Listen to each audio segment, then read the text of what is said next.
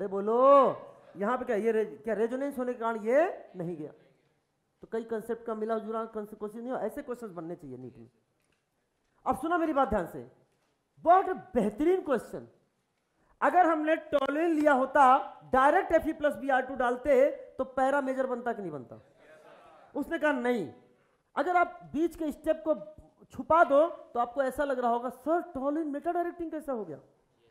बेटा tolerance Meta directing नहीं हुआ, उसने मेटा पर रिएक्शन कराने पर उसने CH3 का जो नेचर +H का था उसने पहले उसको चेंज कर दिया -H में। क्या बेहतर। Hello dear students, good morning to you all. तो पिछली क्लास में हम लोगों ने बात कर ली थी,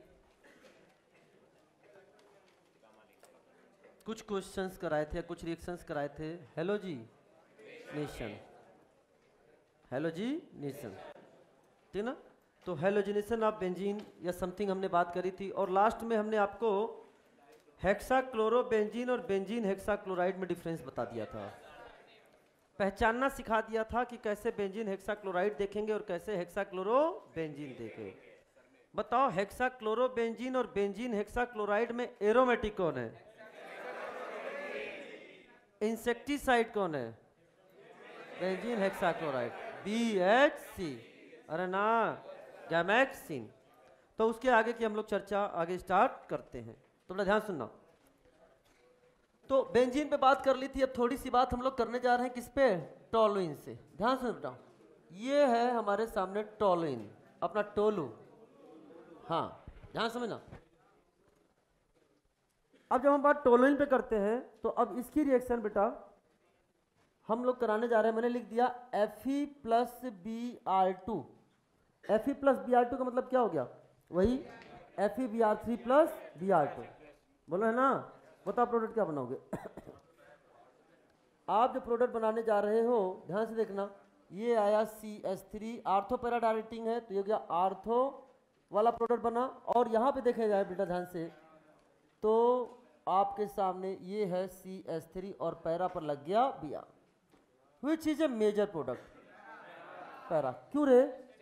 स्टेरिक हिंड्रेंस क्या है? कम। स्टेरिक हिंड्रेंस क्या है? कम। यहाँ तो कोई डाउट? No doubt. यहीं पर अगर मैं आपके सामने लिख दूं बेटा क्या? Br2CCl4, तो आप क्या लिखने वाले हो प्यार से? बोलो नो रिएक्शन। क्या लिख दो बेटा? No reaction. Is it clear? अब सुना ध्यान से, हमने आपके सामने ले लिया इधर बना रहा हूं बेटा, मैंने आपके सामने लिख दिया दैट इज, ये है अपना CH3 टॉलुइन। इसकी रिएक्शन कराई Fe+Cl2 या ले लिया Cl2+AlCl3। तो बताओ प्रोडक्ट क्या बनेगा? बताओ बेटा, आप देख सकते हैं। तो क्या ये आपके सामने, अरे बोलो FeCl2 क्या लुईस एसिड आ जाएगा ना? यहां रिएक्शन क्यों नहीं हो रहा था? मैंने पिछले क्लास में समझा दिया था, लेकिन क्या लुईस एसिड रिएक्शन को आगे बढ़ा देगा? अब मेरी बात ध्यान समझना, क्या ये CH3 आपका आर्थो पैरा डायरेक्टिंग है? अरे बोलो आर्थो पैरा डायरेक्टिंग, तो प्रोडक्ट क्या बनेगा? बताओ बेटा, क्या यहाँ पर CH3 और यहाँ क्या जाएगा? Cl प्लस यहाँ पर क्या आएगा बेटा? बोलो ये आया CH3 और ये हो गया Cl। This is a orthochlorotoluene. अरे बोलो this is a parachlorotol, which is major? This is the major. Common sense, हम बार बार यही थोड़ी ना करते रहेंगे बैठ के। कुछ तो हुआ है, कुछ तो क्या हुआ है देखते हैं। अगर हमने आपके सामने यहां ले लिया क्लोरोबेंजीन, क्या ले लिया बेटा? क्लोरोबेंजीन। ये है क्लोरोबेंजीन, और अब हम इसकी रिएक्शन कराने जा रहे हैं CH3Cl रिएक्शन का नाम क्या है? Friedel-Crafts reaction. कौन सा बेटा? Friedel-Crafts reaction. तो ये Cl कैसा होता है? क्या ये आर्थो पैरा डायरेक्टिंग है? अगर ये आर्थो पैरा डायरेक्टिंग है तो बेटा ध्यान से देखना कि आप देख सकते हैं यहां Cl और यहां पे क्या जाएगा? CH3। कौन सा बन गया ये? अरे बोलो आर्थो वाला प्लस। यहां ध्यान से देखना बेटा, ये आपके सामने आ गया Cl और यहां पे आ गया CH3। ये कौन सा बन गया? पैरा वाला। मेजर कौन सा बनेगा बेटा? पैरा वाला मेजर। सर क्या कर रहे हो सर? सब अजीब सा लग रहा है, कभी आर्थो मेजर कभी पैरा मेजर, कर क्या रहे हो बेटा? अगर आप देखोगे स्ट्रक्चर को, तो ये भी आर्थोक्लोरोटोलुइन है, ये भी आर्थोक्लोरोटोलुइन है। ये भी पैराक्लोरोटॉल्विन है, ये भी पैराक्लोरोटॉल्विन है, लेकिन यहां मेजर कौन बना है? आर्थो। यहां मेजर कौन बना है? पैरा। क्या रीजन है? इसको कैसे एक्सप्लेन किया जा सकता है? कोशिश की जा रही है एक्सप्लेन करने की। ध्यान सुना, जनरली इसका एक्सप्लेनेशन मिलता नहीं है। हम ये मान के चल रहे हैं, समझना बेटा, की मेथड से समझना, अपन ट्रिक की मेथड से बता रहे हैं। CH3 और Cl के बीच में स्टेरिक हिंड्रेंस ज्यादा डोमिनेंट नहीं है। क्या बोला मैंने? CH3 और Cl के बीच में स्टेरिक हिंड्रेंस ज्यादा डोमिनेंट, लेकिन CH3 और Br के बीच में होता है। तो डोमिनेंसी के कारण, स्टेरिक हिंड्रेंस डोमिनेंसी के कारण पैरा क्या बना? मेजर। CH3 और Cl के बीच में स्टेरिक हिंड्रेंस ज्यादा डोमिनेंट नहीं है, इसलिए स्टेरिक हिंड्रेंस का फैक्टर हमें यहां पर नहीं लगाना है। तब अब कौन सा फैक्टर लग जाएगा? Electronic factor.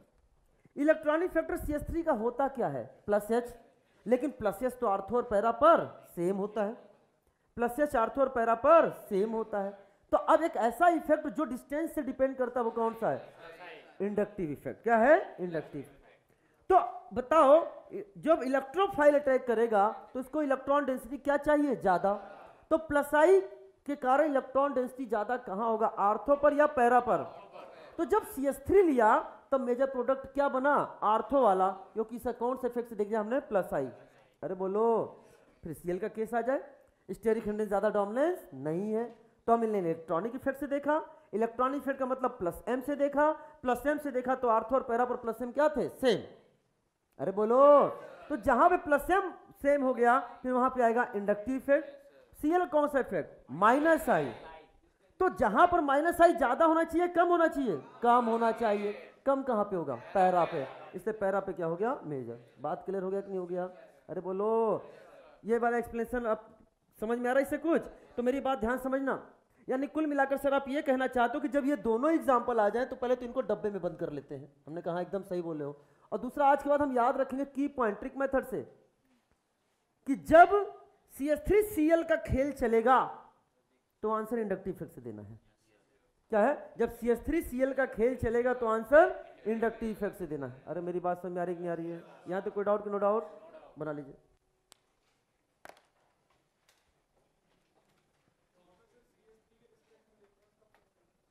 हाँ,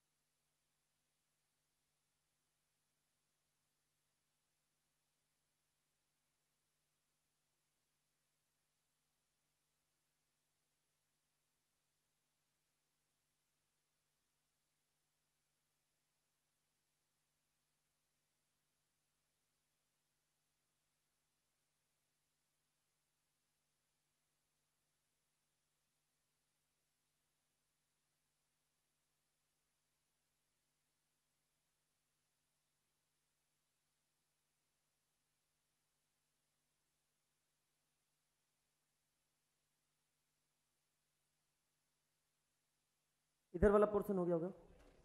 कुछ चीजें जो हम आपको पहले पढ़ा चुके हैं उसको वापस से रिवाइज करा देते हैं, तो उसको लिखने का समय ज्यादा हम नहीं देंगे।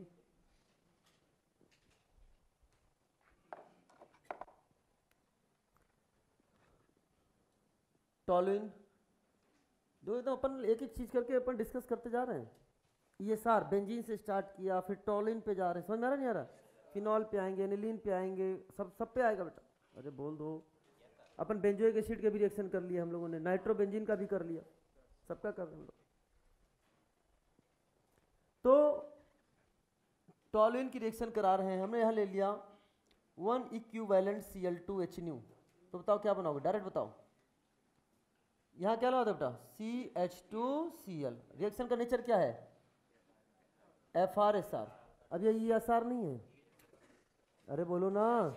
अब बताओ बेटा, इसी का कर दी हाइड्रोलाइसिस, H प्लस H2O ले लो या OH माइनस H2O ले लो। बात समझ आई क्या? तुमने क्या कर दी? हाइड्रोलाइसिस। तो बताओ क्या हो जाएगा? क्या CH2OH बना? ये बता चुका मैं आपको। किसका फॉर्मेशन हो गया? Benzyl alcohol. इसलिए हर जगह एरोमेटिक रिंग को देख के ESR नहीं करना, दिमाग लगाना है। हमने इसी में तुमको कंपैरिजन करा दिया ESR का FR-AR का भी। हमने इसी में तुमको कंपैरिजन करा दिया ESR और FR-SR का भी।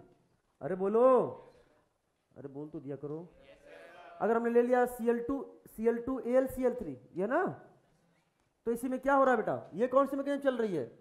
ये ESR चल रही है, ये FCR। किसका एग्जाम्पल है? ESR। अरे बोलो ना। तो चीजों को समझने का प्रयास करिए। यहां पर बेटा ध्यान सुनना, जल्दी से जवाब देना। CH3, अब हम डायरेक्ट लिखेंगे 2 इक्विवेलेंट Cl2 लिया, बोलो HNu, तो क्या बनेगा बेटा बताओ? तो क्या CHClCl बना? क्या करा दो? हाइड्रो। तो क्या हो जाएगा बेटा बताओ? क्या आपको यहाँ पे CHOH और OH, उसके बाद क्या होगा? जल है कि मानता नहीं। हाँ, और क्या बन गया? CH double bond O। किसका बॉन्ड हो गया? बेंजल डिहाइड।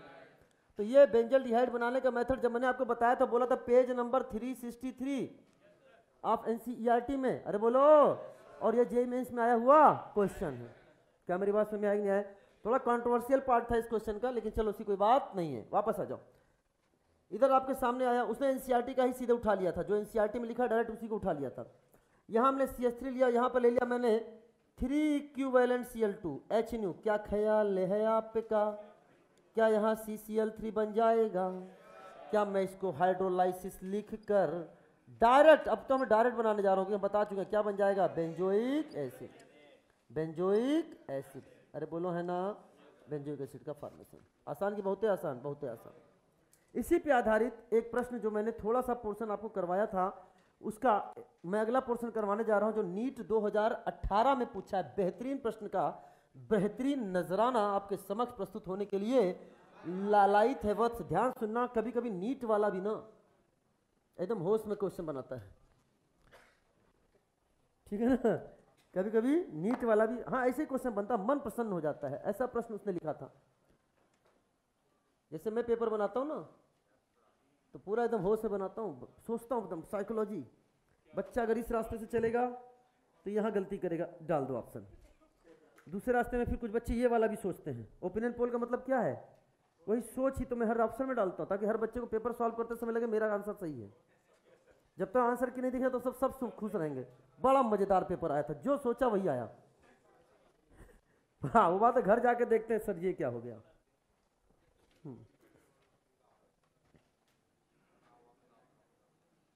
ये देखो बेटा, उसने कहा ये CH3 है, और वहां ले लिया उसने 3Cl2 हीट, या फिर ले सकते हो HNu, बोला A बन गया। फिर उसने बोल दिया Fe प्लस Br2 ले लिया तो B बन गया। फिर उसने बोला जिंक प्लस HCl लिया तो C बन गया। बताओ ABC क्या है, C क्या है? बेहतरीन प्रश्न। क्या रे? सुनो सुनो और सुनो। सबसे पहले ये तो अभी हमने बताया है, यही तो है। अरे HNu ले लो या क्या ले लो, हीट ले लो। चलो बेटा क्या होगा बताओ, डायरेक्ट जवाब दो। कौन है रे? किसने जवाब दिया? कौन था जिसने भी जवाब दिया? बेहतरीन जवाब किसने दिया? बोला है किसी ने CWH? कौन है? अरे बोल तो दो यार, इतना तो समझदार हो। आई लाइक ईमानदार पर्सन। इतना सोच, ईमानदार पर्सन तब तक बेटा इसका मतलब नहीं होता 3 इक्विवेलेंट Cl2 लेके COH बन रहा है। जब तक तुम ये हाइड्रोलाइसिस नहीं करोगे ना तो COH नहीं बनेगा। रिएक्शन को यहीं पर रोकना पड़ेगा आपको। नहीं आगे कैसे चले गए? पानी सर हम खुद लेके चल रहे थे ना, और आप में एसिड थे, आपने टच कर दिया तो एसिडिक मीडियम हो गया, एसिडिक हाइड्रोलाइसिस हो गया। समझा करो बेटा, समझ में आ रहा है नहीं आ रहा? हाँ, तो ये नहीं कि बेंजोइक एसिड तो मैंने हाइड्रोलाइसिस करके बनाया है बेटा। तो यहां पर जो आपके सामने बन रहा है, बेहतरीन प्रश्न का बेहतरीन नजराना, और CCl3 ये बन गया। अब जब ये बन गया बेटा, Fe प्लस Br2 का मतलब क्या है? रिएक्शन का नेचर क्या होगा यहाँ पे? ESR।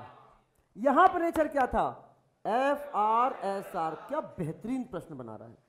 पहले FR SR, फिर लेकिन CCl3 का नेचर कैसा होता है? -H, Meta directive. मैंने कहा बहुत सुंदर प्रश्न बनाया था उसने, और उसने क्या किया, ये CCl3 और यहां पे लग गया Br। उसके आगे का कंसेप्ट है, सुनो मैं आपको बता रहा हूं, अभी मैंने बताया नहीं है लेकिन मैं भी यहीं पे बता दे रहा हूं कि जब, हाँ वेरी गुड, RX की रिएक्शन हम लोग कराते हैं zinc plus HCl, metal plus acid आएगा, रिडक्शन ऑफ एल्काइल हैलाइड जब कराऊंगा रिडक्शन चैप्टर में सब बताऊंगा। तो बेटा इसमें करना क्या होता है, X को हटा दो, उसकी जगह H लगा लो, और ये आपके सामने, दैट इज कहां पढ़ेंगे हम लोग इसको, वापस से रिडक्शन में पूरा पढ़ेंगे। अभी के लिए याद रखो, क्वेश्चन अच्छा तो यही करा रहा हूं। तो क्या करेगा, ये हेलोजन को हटाता है, H लगाता है, हेलोजन को हटाता है, तो बताओ C क्या बनेगा, बताओ, हेलोजन को हटा ले, H लगा ले, तो क्या यहाँ C और यहाँ 3 Cl है कि नहीं, 3 H लग गए, और यहाँ क्या लग जाएगा, बोलो Br में क्या लग जाएगा, Br ही रहेगा। वाह वाह, क्या क्वेश्चन कर दिया उसने, बेहतरीन क्वेश्चन बना दिया, देखा ना आपने, एक ही क्वेश्चन में कितने कंसेप्ट लगा दिए उसने। यहां क्या लगा दिया, रिडक्शन, अरे बोलो यहां पे क्या, ये क्या रेजोनेंस होने के कारण ये नहीं गया, तो कई कंसेप्ट का मिला जुला क्वेश्चन नहीं हो, ऐसे क्वेश्चन बनने चाहिए नीट में। अब सुना मेरी बात ध्यान से, बहुत बेहतरीन क्वेश्चन। अगर हमने टॉलुइन लिया होता, डायरेक्ट Fe+Br2 डालते तो पैरा मेजर बनता कि नहीं बनता, उसने कहा नहीं। अगर आप बीच के स्टेप को छुपा दो तो आपको ऐसा लग रहा होगा सर टॉलुइन मेटा डायरेक्टिंग कैसा हो गया, बेटा टॉलुइन मेटा डायरेक्टिंग नहीं हुआ, उसने मेटा पर रिएक्शन कराने पर उसने CH3 का जो नेचर +H का था उसने पहले उसको चेंज कर दिया -H में। क्या बेहतरीन क्वेश्चन किया। अब -H में करके उसने करा दिया क्या, बोलो ब्रोमिनेशन, और फिर रिडक्शन करके वापस से क्या लेके आ गया, CH3। तो आपको लग रहा मेटा पर लग रहा है, समझ में आया कि नहीं आया, अरे बोल दो ना। तो क्वेश्चन कैसा आया था, बेहतरीन, कैसा आया था। लेकिन सबसे बड़ी बात यह थी कि जब उसने क्वेश्चन पूछा था तो उसने नीचे लिखा था C7H8, ये और भी बेहतरीन हो गया। अब DU का यूज करो, समझ में आया कि नहीं आया, इसे बोलते हैं ये क्वेश्चन, ऐसे ही आने चाहिए क्वेश्चन। तो भैया क्या सर नीट में क्वेश्चन बहुत इजी आते हैं, अरे आ गए ना अच्छे, और इस साल का पेपर देख के लगी करवट कैसे बदला है, और कब सुलटा देगा तुम्हें पता भी नहीं चलेगा। लेट क्यों हो गया, नमस्ते बोलना मेरा, ठीक है, वेरी गुड, मिलवाइए माता जी को सादर चरण स्पर्श। हाँ आ जाओ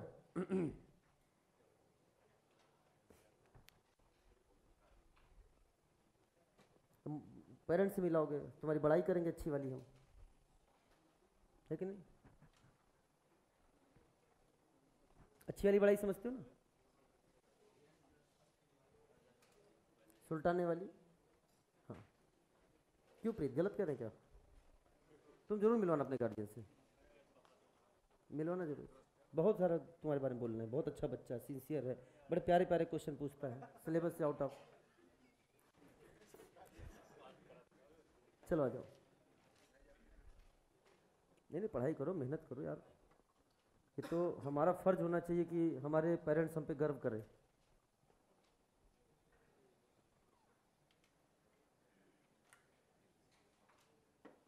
हर्ष बेटा है, हर्ष बेटा तुम एक बार जरूर मतलब उपस्थिति दे दिया करो यार।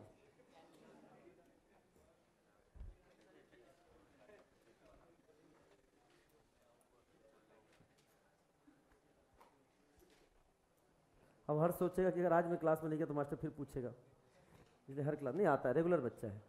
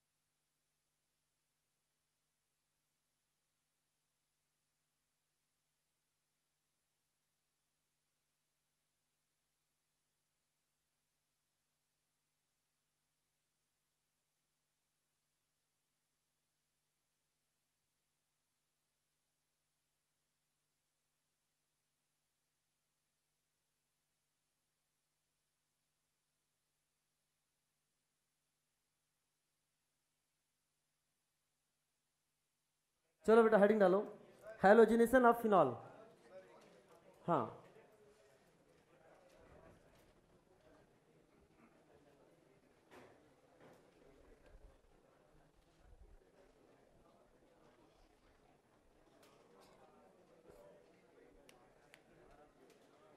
चलो बेटा हटा रहा हूं इधर के पोर्शन।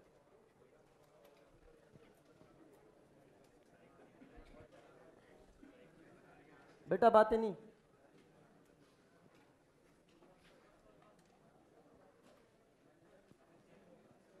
तो हेडिंग डाली बेटा, बहुत प्यारा टॉपिक चलने जा रहा है।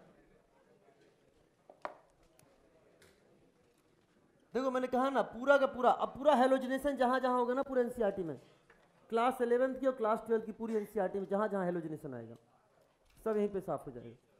अब इसको अलग अलग चैप्टर में पढ़ोगे। नाइट्रोजन कंटेनिंग कंपाउंड में हेलोजिनेशन वहां चिपका हुआ है, फिनॉल वाले में हेलोजन वहां चिपका हुआ है, फिर वो बेंजीन और उस वाले में हेलोजन कहीं और चिपका हुआ है हेलोजिनेशन। अब इस चक्कर में बच्चा कंफ्यूज रहता है। कंसेप्ट तो लगभग ऑल ओवर सेम ही है, एग्जाम में थोड़ी ना ऐसे आएगा कि क्या नाम है, इवन दैट अब तो एनसीईआरटी भी इसी तरीके से लिखी जानी चाहिए, ज्यादा बच्चों के लिए इजी हो जाएगा। मजाक नहीं कर रहा हूं, चैप्टर वाइज बहुत टिपिकल हो जाता है बच्चे, क्योंकि एक ही चैप्टर में वो एल्कीन पढ़ रहा है, उसी एल्कीन में वह इलेक्ट्रोफिलिक एडिशन रिएक्शन भी पढ़ रहा है, उसी एल्कीन में वो एलिमिनेशन भी पढ़ रहा है, उसी एल्कीन में वो ऑक्सीडेशन भी पढ़ रहा है, उसी एल्कीन में वो रिडक्शन भी पढ़ रहा है। एक कंसेप्ट की लगा ही नहीं पा रहा है। तो हमने तो बच्चा क्या करता है, बच्चा एकदम कंफ्यूज रहता है, sir sir sir sir sir. उसको इतना सिंप्लीफाइड करके करो ना, उसे रटाओ ही मत, क्योंकि ऑर्गेनिक केमिस्ट्री रटने वाली लोग कहते हैं ना, बाद में बोल देते कि रटने वाली केमिस्ट्री है। रटने वाली केमिस्ट्री नहीं है। मैं एक कंसेप्ट कोई भी होता, कोई भी रिएक्शन में पढ़ाता है, एक कंसेप्ट बता दो, पहले बता दे ESR ये है भाई, सब में वही चलेगा, थोड़ा बहुत मॉडिफिकेशंस खाली होते रहते हैं। और वो सब एक साथ जब मॉडिफिकेशंस दिखते हैं ना तो चीज़ों में याद भी रहते हैं, अलग अलग चैप्टर में याद ही नहीं रहेंगे। समझ में आया? अच्छा है हेलोजिनेशन ऑफ फिनॉल। अब देखो फिनॉल भी पढ़ेंगे और यहीं पे एनिलीन भी पढ़ेंगे। देखना तुम्हें कितने आसानी से दोनों एक साथ याद हो जाएगा, तुम कहीं भूल ही नहीं सकते। पता चला फिनॉल पढ़ा दिया, फिर जब एनिलीन पहुंचे तो फिनॉल साफ। अरे बोलो 0.2% ऑफ फिनॉल जो होता है वो कैसा होता है, एंटीसेप्टिक, और 1% ऑफ फिनॉल कैसा होता है, डिसइंफेक्टेंट। ये भी इंपॉर्टेंट है, समझा? हाँ हाँ, अरे ठीक है, अच्छी बात है ना, रिवीजन तो इंपॉर्टेंट है, हो सकता है नीट में आ जाए, हो सकता है नीट 23 में ही आ जाए, तो अच्छी बात है ना। आ जाओ, तो हेलोजिनेशन ऑफ फिनॉल हम बात करने जा रहे हैं एनसीईआरटी पेज नंबर 342 पर। NCERT class 12th। अब सुना ध्यान से, मेरे साथ लिख लो, मेरे साथ लिख लो, एक साथ एक्सप्लेन करते हैं। और इस पे बहुत अच्छा स्टेटमेंट बेस्ड क्वेश्चन बन जाएगा, असर्शन रीजन बेस्ड क्वेश्चन बन जाएगा इस पर।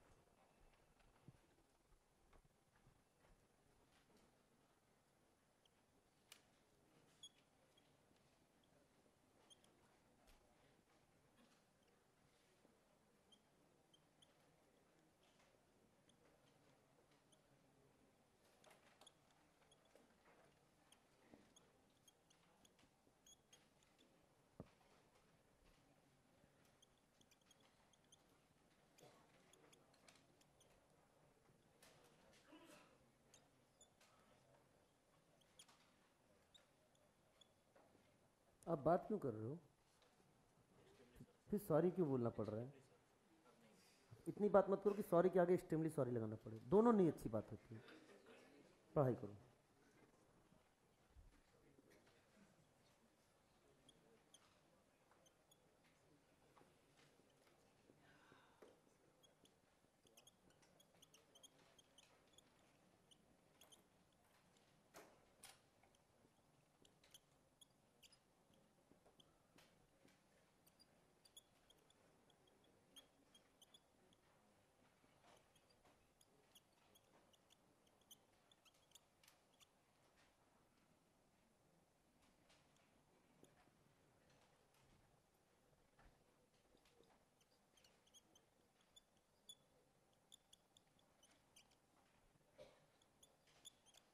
सुनो बेटा, अब तो पूरा एनसीईआरटी मैंने आपके सामने छाप दिया है विथ पेज नंबर, देख लो। पेज नंबर 342 यहाँ है और पेज नंबर 402 बहुत दूर है। यहाँ पढ़ते पढ़ते जब उस पेज नंबर पे पहुंचोगे तब तक ये साफ हो चुका होगा। और कंसेप्ट सेम है, कंसेप्ट सेम है, तो साथ में पढ़ना ज़्यादा सही होगा। ठीक है ना बेटा? अब समझो मेरी बात ध्यान से, लिखना बंद कर दे अब। तो हेलोजिनेशन ऑफ फिनॉल, बहुत ध्यान समझना बेटा, हेलोजिनेशन ऑफ फिनॉल। फिनॉल जब, अच्छा सुनो, मैंने आपसे बोला था कि बेंजीन की रिएक्शन जब हम Br2 के साथ करा रहे थे तो नो रिएक्शन हो रहा था। क्यों?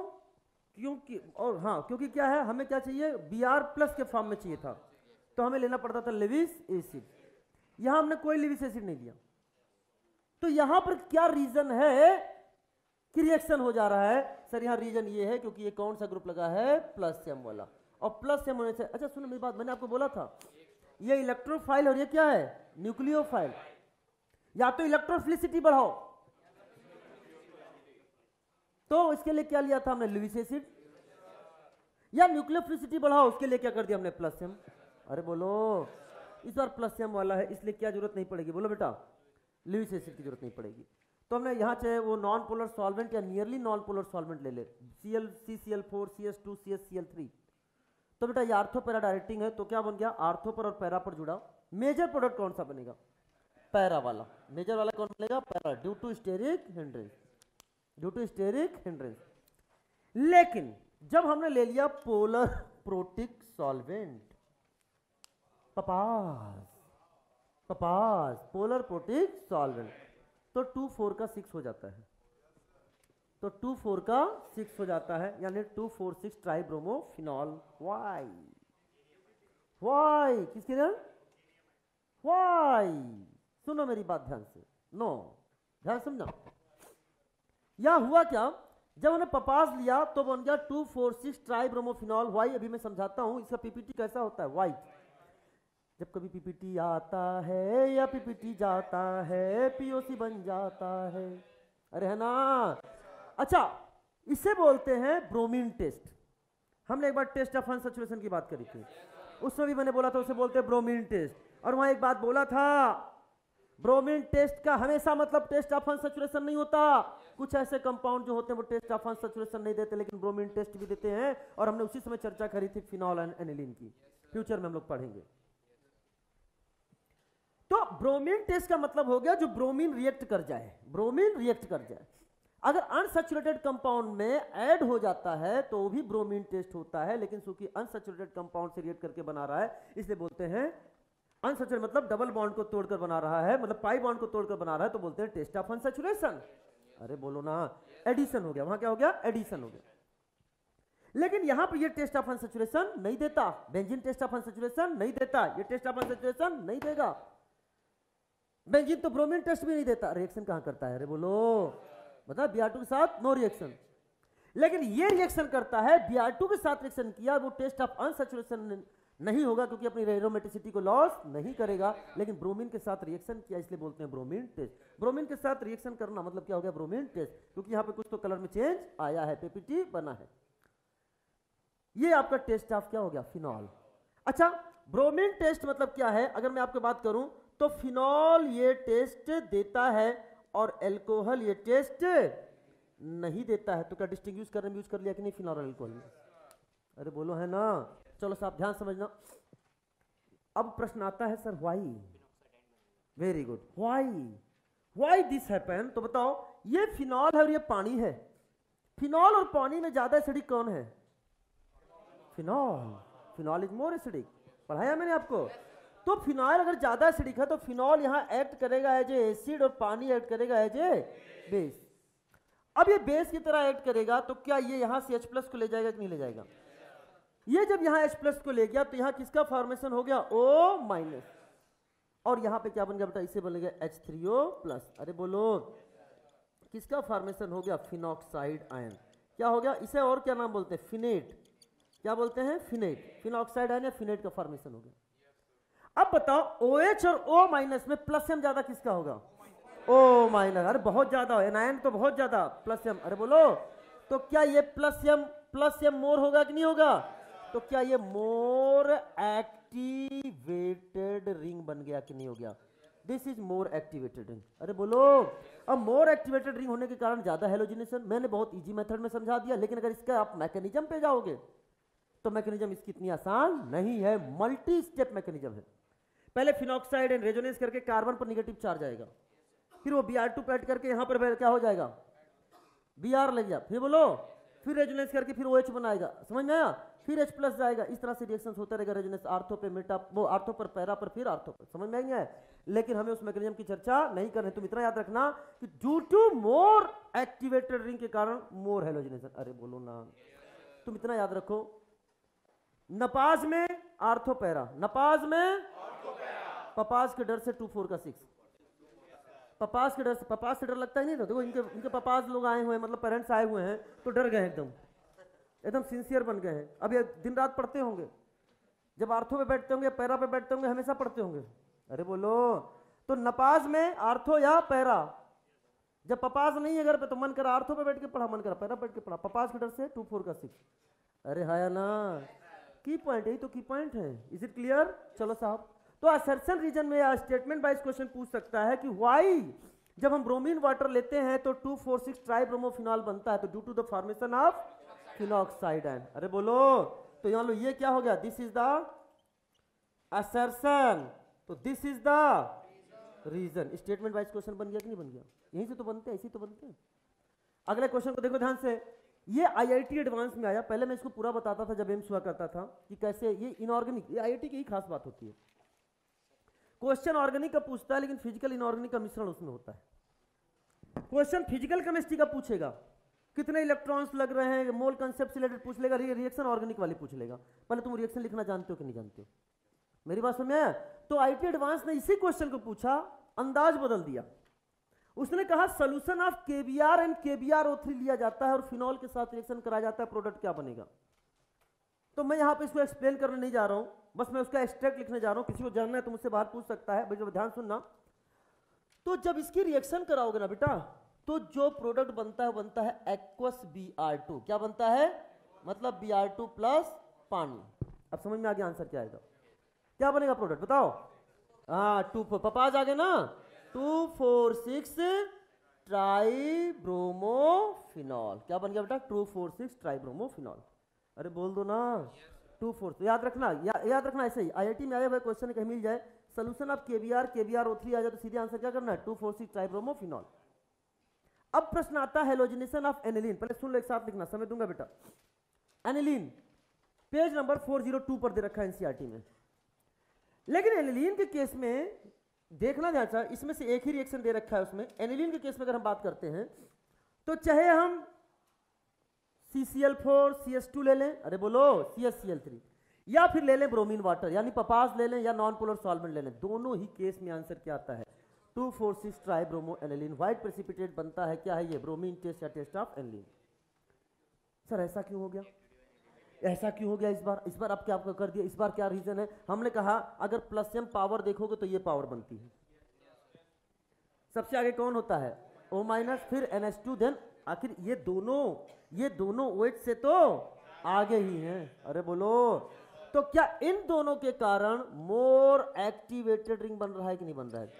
मोर एक्टिवेटेड रिंग बन रहा है कि नहीं हो रहा है? इसलिए जब एनिलीन आता है तो चाहे कैसा भी आपका हो, चाहे नॉन पोलर सॉल्वेंट हो चाहे पोलर प्रोटिक सॉल्वेंट हमेशा क्या बनता है 2 4 का 6। अरे बोलो ना, यहां तो कोई डाउट बना लीजिए।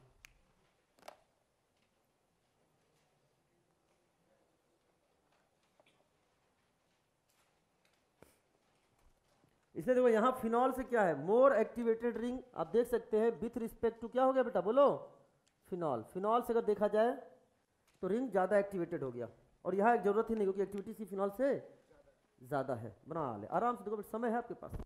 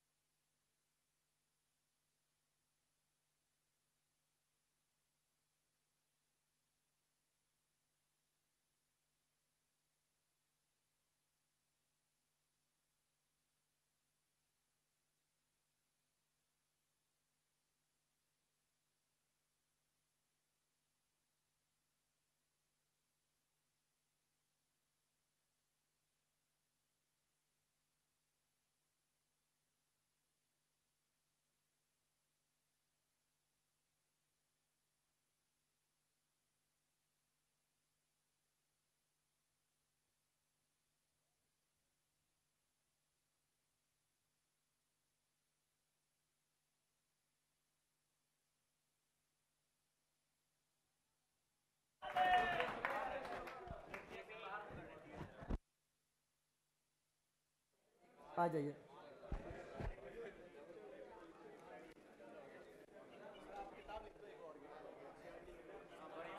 ओवरऑल बुक है ना, ओवरऑल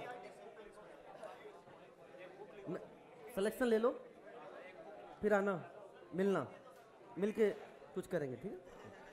नाम तुम्हारा भी दे देंगे। हाँ, खैर अपनी ट्रिक वाली कॉपी दे देना, अपनी ट्रिक वाली को। हाँ,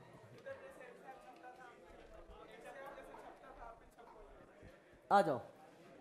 तो अब प्रश्न बच्चे के मन में ये आया, बेटा इसीलिए बोला हूं सब चीज, मैंने कहा ना, जब आईआईटी के स्टूडेंट से मजाक हो सकता है, आईआईटी के स्टूडेंट से बहुत बड़ा मजाक हो सकता है, सेंट्रल डोगमा क्या होता है। हाँ, जेईई मेंस में जब पूछने ऐसे आ सकते हैं, तो आपके क्या नहीं आ सकते, आपको तो पता भी, उनको तो पता ही नहीं रहता, उनको तो एडेनिन ग्वानिन ही नाम सुन के बड़ा अजीब लगता है।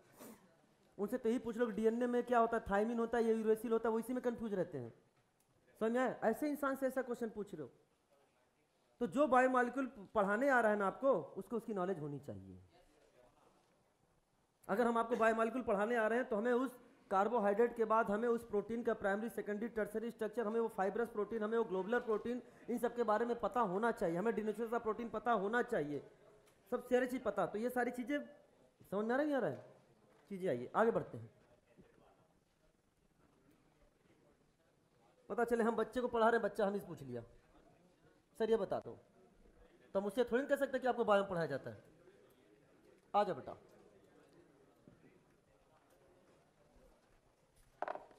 आगे बढ़ जाए बेटा। अब बच्चे के मन में एक प्रश्न आया कि सर एक बात तो बताओ, जब फिनॉल से आपको पैरा मेजर प्रोडक्ट लेके आना था, तो आपने Br2 के साथ CCl4 ले लिया, पैरा ब्रोमो फिनॉल बना लिया, अरे बोलो ना, पैरा ब्रोमो फिनॉल बना लिया या 4 ब्रोमो फिनॉल बना लिया। जब आपको 2,4 का 6 करना था, तो आपने पानी ले लिया। लेकिन सर एनिलीन के केस में चाहे तुम CCl4 ले लो, चाहे तुम पपास पानी ले लो, हमेशा क्या बन रहा है? 2,4,6। तो सर एक बात बताओ, अगर हमें 4 ब्रोमो एनिलीन बनाना है, तो हम बना ही नहीं पाएंगे। हमने कहा बना पाओगे, तो अब सर यहां पे क्यों नहीं बना पाए हम? क्योंकि NH2 की एक्टिवेटिंग पावर ज्यादा है, एक्टिविटी इसकी ज्यादा है। इसकी एक्टिविटी को क्या करो? रिड्यूस कर दो। इसकी एक्टिविटी को रिड्यूस कर दो, तो उससे क्या होगा? हम इसकी तरफ बढ़ सकते हैं। सर ऐसा क्या होगा? तो पहले प्रश्न के थ्रू, एनसीईआरटी की बात कर रहा हूं मैं पूरी की पूरी। अगर मैं प्रश्न की बात करूं, तो प्रश्न आपके सामने ये है कि जब हमने ले लिया, क्या ये है हमारे सामने है, दिस इज कॉल्ड एनिलीन, और हमें क्या करना पड़ेगा जिससे फॉर्मेशन किसका हो जाए? ये है NH2, ये है Br, मतलब बन गया क्या? 4 ब्रोमो एनिलीन। तो सुनो, यानी आज एनिलीन पर संकट है, उसके संकट को दूर करना है। आज एनिलीन के संकट को दूर करना है, तो आज कोई बाहुबली आने वाला है स्कूटर पर बैठकर। समझ गया कि नहीं आया? मैं ऐसे शब्दों का प्रयोग क्यों करता हूं? दूसरों की नजरों में शब्द चाहे अच्छे हो चाहे अच्छे ना हो, लेकिन हमारे स्टूडेंट इस शब्दों से सब्जेक्ट को तुरंत पकड़ लेते हैं। ध्यान समझना मेरी बात। स्कूटर पर बाहुबली चढ़कर आएगा, रिएक्शन का नाम स्कूटर पर बाहुबली, बोले तो शॉर्टन-बाउमैन रिएक्शन। इसकी जिंदगी में, इसकी लाइफ को एसिडिफाइड कर दो, एसाइलेटेड कर दो। इसके जीवन में एसिड आ जाएगा, एसिड इसके संकट को दूर करेगा, स्कूटर पर बाहुबली बनकर आएगा। समझ में आया? तो जब जब एनिलीन को दिक्कत आएगा, एसिड स्कूटर पर बाहुबली बनकर आएगा। अरे है ना? समझ आया? यानी एसाइलेशन। याद कर रहे, ताकि याद रहे कि रिएक्शन का नाम क्या है, एसाइलेशन। याद करने का तरीका ये है। तो हमने क्या किया, एनिलीन पे देखो, इसकी प्रॉब्लम थी बहुत ज्यादा एक्टिवेटेड है, तो हमने क्या कर दिया, सबसे पहले एसाइलेटेड, एसाइड क्या हो गया बेटा बताओ, CH3COCl, यहां ले लिया क्या, CH3COOCOCH3। क्या इसे हम Ac2O बोल सकते हैं? क्या लेते हैं? पायरिडीन। सब याद करा दिया, रोल ऑफ पायरिडीन नहीं पता है? रिएक्शन का नाम क्या है? शॉर्टन-बाउमैन रिएक्शन, बोले तो SBr। अब बताओ क्या होगा, रिएक्शन का नेचर भी बताओ, SN सब रिवाइज करा दिया यहीं पे बेटा, सब रिवाइज करा दिया। तो अब जरा मेरी बात बताना, मैं NSR के पहले ESR कैसे पढ़ा लूं, मैं NSR के पहले ESR कैसे पढ़ा लूं, वहां पे बोलना पड़ेगा बेटा, ये बाद में आएगा। आज मैं ये पहले पढ़ा चुका हूं, तो तुम अपने आप जान गए ना कि रिएक्शन कैसा हो रहा है। सारी तुमने कुंडली निकाल कर रख दी कि नहीं एक लाइन में। अब बताओ सबसे पहले क्या होगा, ये करेगा अटैक, बॉन्ड टूटेगा खटैक, यहां से भी कर दो बॉन्ड टूटेगा खटैक। क्या आपके सामने आप देख सकते हो ये क्या हो गया, NHCOCH3 कॉल्ड एज एसिटेनिलाइट। बेहतरीन, क्या नाम है, कुछ भी हो ये भी क्या है, एमाइड। नाम क्या होगा, यह इथेनामाइड से जुड़ा है, एन फिनाइल। नाम क्या हो गया, एन फिनाइल इथेनामाइड। एनसीईआरटी नाम लिखता है तो कल पूछ सकता है एसिटेनिलाइट का नाम क्या है। अरे वाह, क्या क्वेश्चन बन गया, what is the IUPAC name of acetanilide. समझ में आया कि नहीं आया, मुझे इसका आईयूपीएससी ने हमने सीधे दिया, इसका आईयूपीएससी ने पूछ लिया। क्या मेरी बात समझ में आ रहा है, एनसीईआरटी की बात ही कर रहे हैं, एनसीईआरटी से बात हम जा ही नहीं रहे हैं। अब ये हो गया एमाइड। एनसीईआरटी में देखना पेज नंबर 402 403 पर जाके देखिएगा, यहां पर आपको नजर आएगा ये क्या रेजोनेंस में है कि नहीं बेटा। किधर रेजोनेंस की टेंडेंसी ज्यादा, ऑक्सीजन की तरफ कि रिंग की तरफ, ऑक्सीजन, क्वालिटी ऑफ रेजोनेंस। अभी तक क्या था, ये पूरा का पूरा किधर रेजोनेंस कर रहा था बताओ, रिंग की तरफ, एक्टिविटी बहुत ज्यादा। अब ये क्या रिंग से क्या रेजोनेंस क्या ज्यादा से ज्यादा डाइवर्ट किधर हो रहा है, ऑक्सीजन की तरफ। तो क्या एक्टिविटी रिड्यूस हो गई कि नहीं हो गई, एक्टिविटी क्या हो गई, रिड्यूस्ड हुई with respect to aniline, with respect to aniline. तो अब क्या करोगे, जब हमने ले लिया यहां Br2, अच्छा सुनो, हम यहां चाहे ले लें नपास चाहे ले लें पपास, लेकिन हम यहां पर वो रिएजेंट लिखने जा रहे हैं जो एनसीईआरटी ने लिखा। आप यहां पानी भी ले सकते हो, मैंने क्या बोला, पानी भी ले सकते हो, लेकिन एनसीईआरटी यहां पर लिखता है CH3COOH, तो एग्जाम में आएगा तो यही पूछने की कोशिश करेगा, अरे भी तो पोलर प्रोटिक सॉल्वेंट ही है ना, लिखवाया नहीं था ACOH, पोलर प्रोटिक सॉल्वेंट लिखा ना H2OROH ACOH एक्सेट्रा। तो अब बताओ, ये बताओ आर्थो और पैरा दोनों प्रोडक्ट बनेगा, एक्टिविटी रिड्यूस हो चुकी है, तो आर्थो ज्यादा कि पैरा ज्यादा। हम मेजर प्रोडक्ट की बात कर रहे हैं, वो किसकी बात कर रहा है बता, वो बात आपसे करने जा रहा है किसकी, मेजर प्रोडक्ट की। तो जब आपने प्रोडक्ट बनाया बेटा ध्यान सुनना, यहां क्या होगा, ये NHCOCH3 यहां लगा दिया Br, क्या लग गया 4 ब्रोमो एसिटेनी, बोलो ना एसिटेनिलाइट। क्या ये हमारा मेजर प्रोडक्ट बन रहा है कि नहीं बन रहा है, this is the major product. अब मेरी बात ध्यान समझना, इसके बाद की कहानी आपको पता ही होगा, चाहे हम ले लें H+H2O, चाहे ले लें हम क्या OH-H2O, प्रोसेस का नाम क्या कहलाता है, हाइड्रोलाइसिस। बॉन्ड को तोड़ दे, HNOH जोड़ दे। क्या आपके सामने जो बन के आ रहा है, ये बन गया NH2, ये क्या बन गया Br। क्या आपके सामने 4 ब्रोमो एनिलीन बन गया कि नहीं बन गया, कैसा प्रोडक्ट है बेटा ये, मेजर। कैसा बन गया ये, मेजर। क्लियर हो रहा है कि नहीं हो रहा है, कोई डाउट कि नो डाउट। तो ये बेटा, ये जो क्वेश्चन आपके सामने मैंने लिखा है, ये हो सकता है सीक्वेंस प्रॉब्लम के रूप में भी आपके सामने आ सकता है। सीक्वेंस प्रॉब्लम के सामने ये लिख देगा, बोलेगा ए, ये लिख दिया बोलेगा बी, बोलेगा सी, क्या होगा, समझ में आया। या फिर लिख सकता है ये लिख देगा और ये रिएजेंट की जगह लिख देगा ABC, क्या क्या हो सकते हैं सीक्वेंस में। क्या मेरी बात समझ आएगी है, अरे बोल दो, बना लीजिए इसको।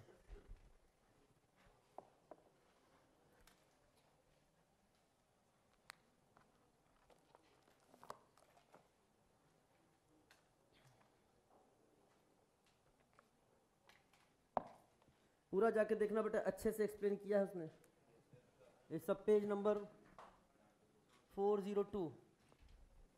नाइट्रोजन कंटेनिंग कंपाउंड के भी रिएक्शंस तुम्हारे सारे क्या हो रहे हैं, ऑक्सीजन कंटेनिंग कंपाउंड के भी सारे के रिएक्शंस कंप्लीट हो रहे हैं।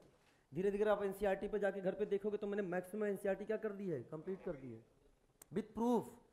पेज नंबर देता हूं मैं, जो पढ़ाता हूं वो बताता भी हूं मैं। आगे बढ़ जाओ। मैक्सिमम हो गया, मैक्सिमम हम लोग तो बहुत कुछ खत्म कर चुके हैं, बस केवल बचा क्या है, ऑक्सीडेशन रिडक्शन और कुछ और रिएक्शंस बस। और लास्ट में हमें आपके साथ क्या करने वाला हूं, ये भी सुनिए। लास्ट में मैं एनसीईआरटी के वो क्वेश्चंस जो तुमने कभी सोचे नहीं होंगे, जो कि एनसीईआरटी में दफन है, और आजकल जेईई मेंस वहां से क्वेश्चंस निकाल के पूछ रहा है, वो सब चीज भी मैं आपके सामने लेके आऊंगा।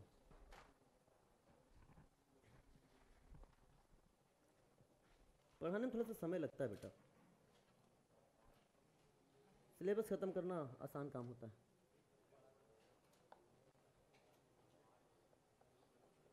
तो ये जाके देखो कितना डिटेल में है। अभी हम लोगों ने पूरा क्या पढ़ लिया, 2 रिएक्शन, फिडेलक्राफ्ट रिएक्शन और हेलोजिनेशन अच्छे से पढ़ लिया है।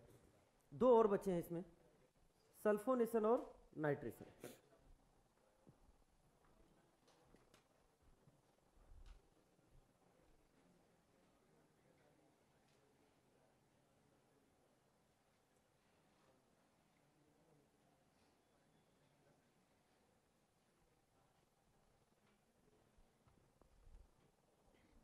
आज टेस्ट है आप लोग का 5 बजे,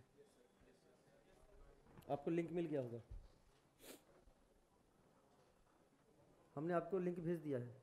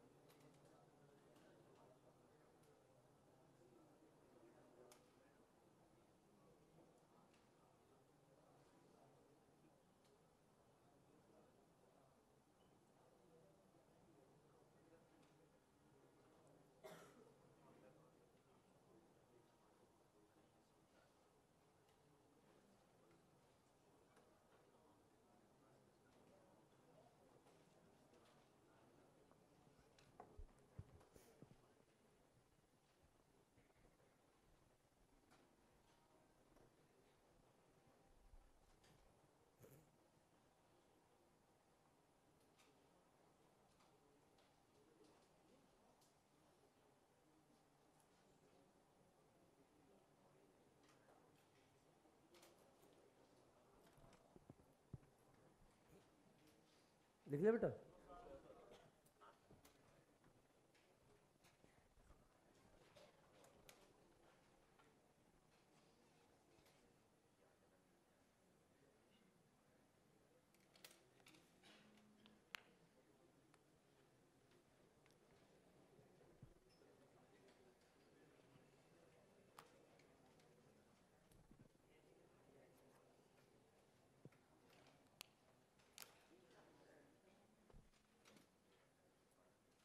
चलो बेटा, अगला हेडिंग है सल्फोनेशन।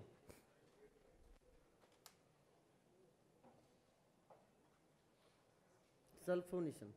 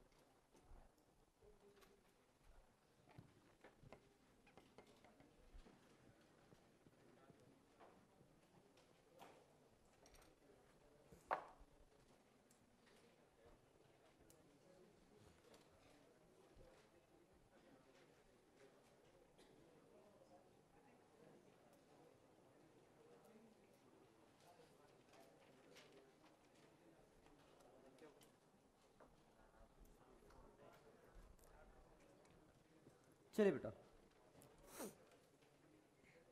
एनसीईआरटी में अगर आप देखेंगे तो एनिलीन का केवल ब्रोमीन वाटर के साथ ही रिएक्शन दे रखा है, ठीक है बेटा, बट हमने दोनों बताया आपको।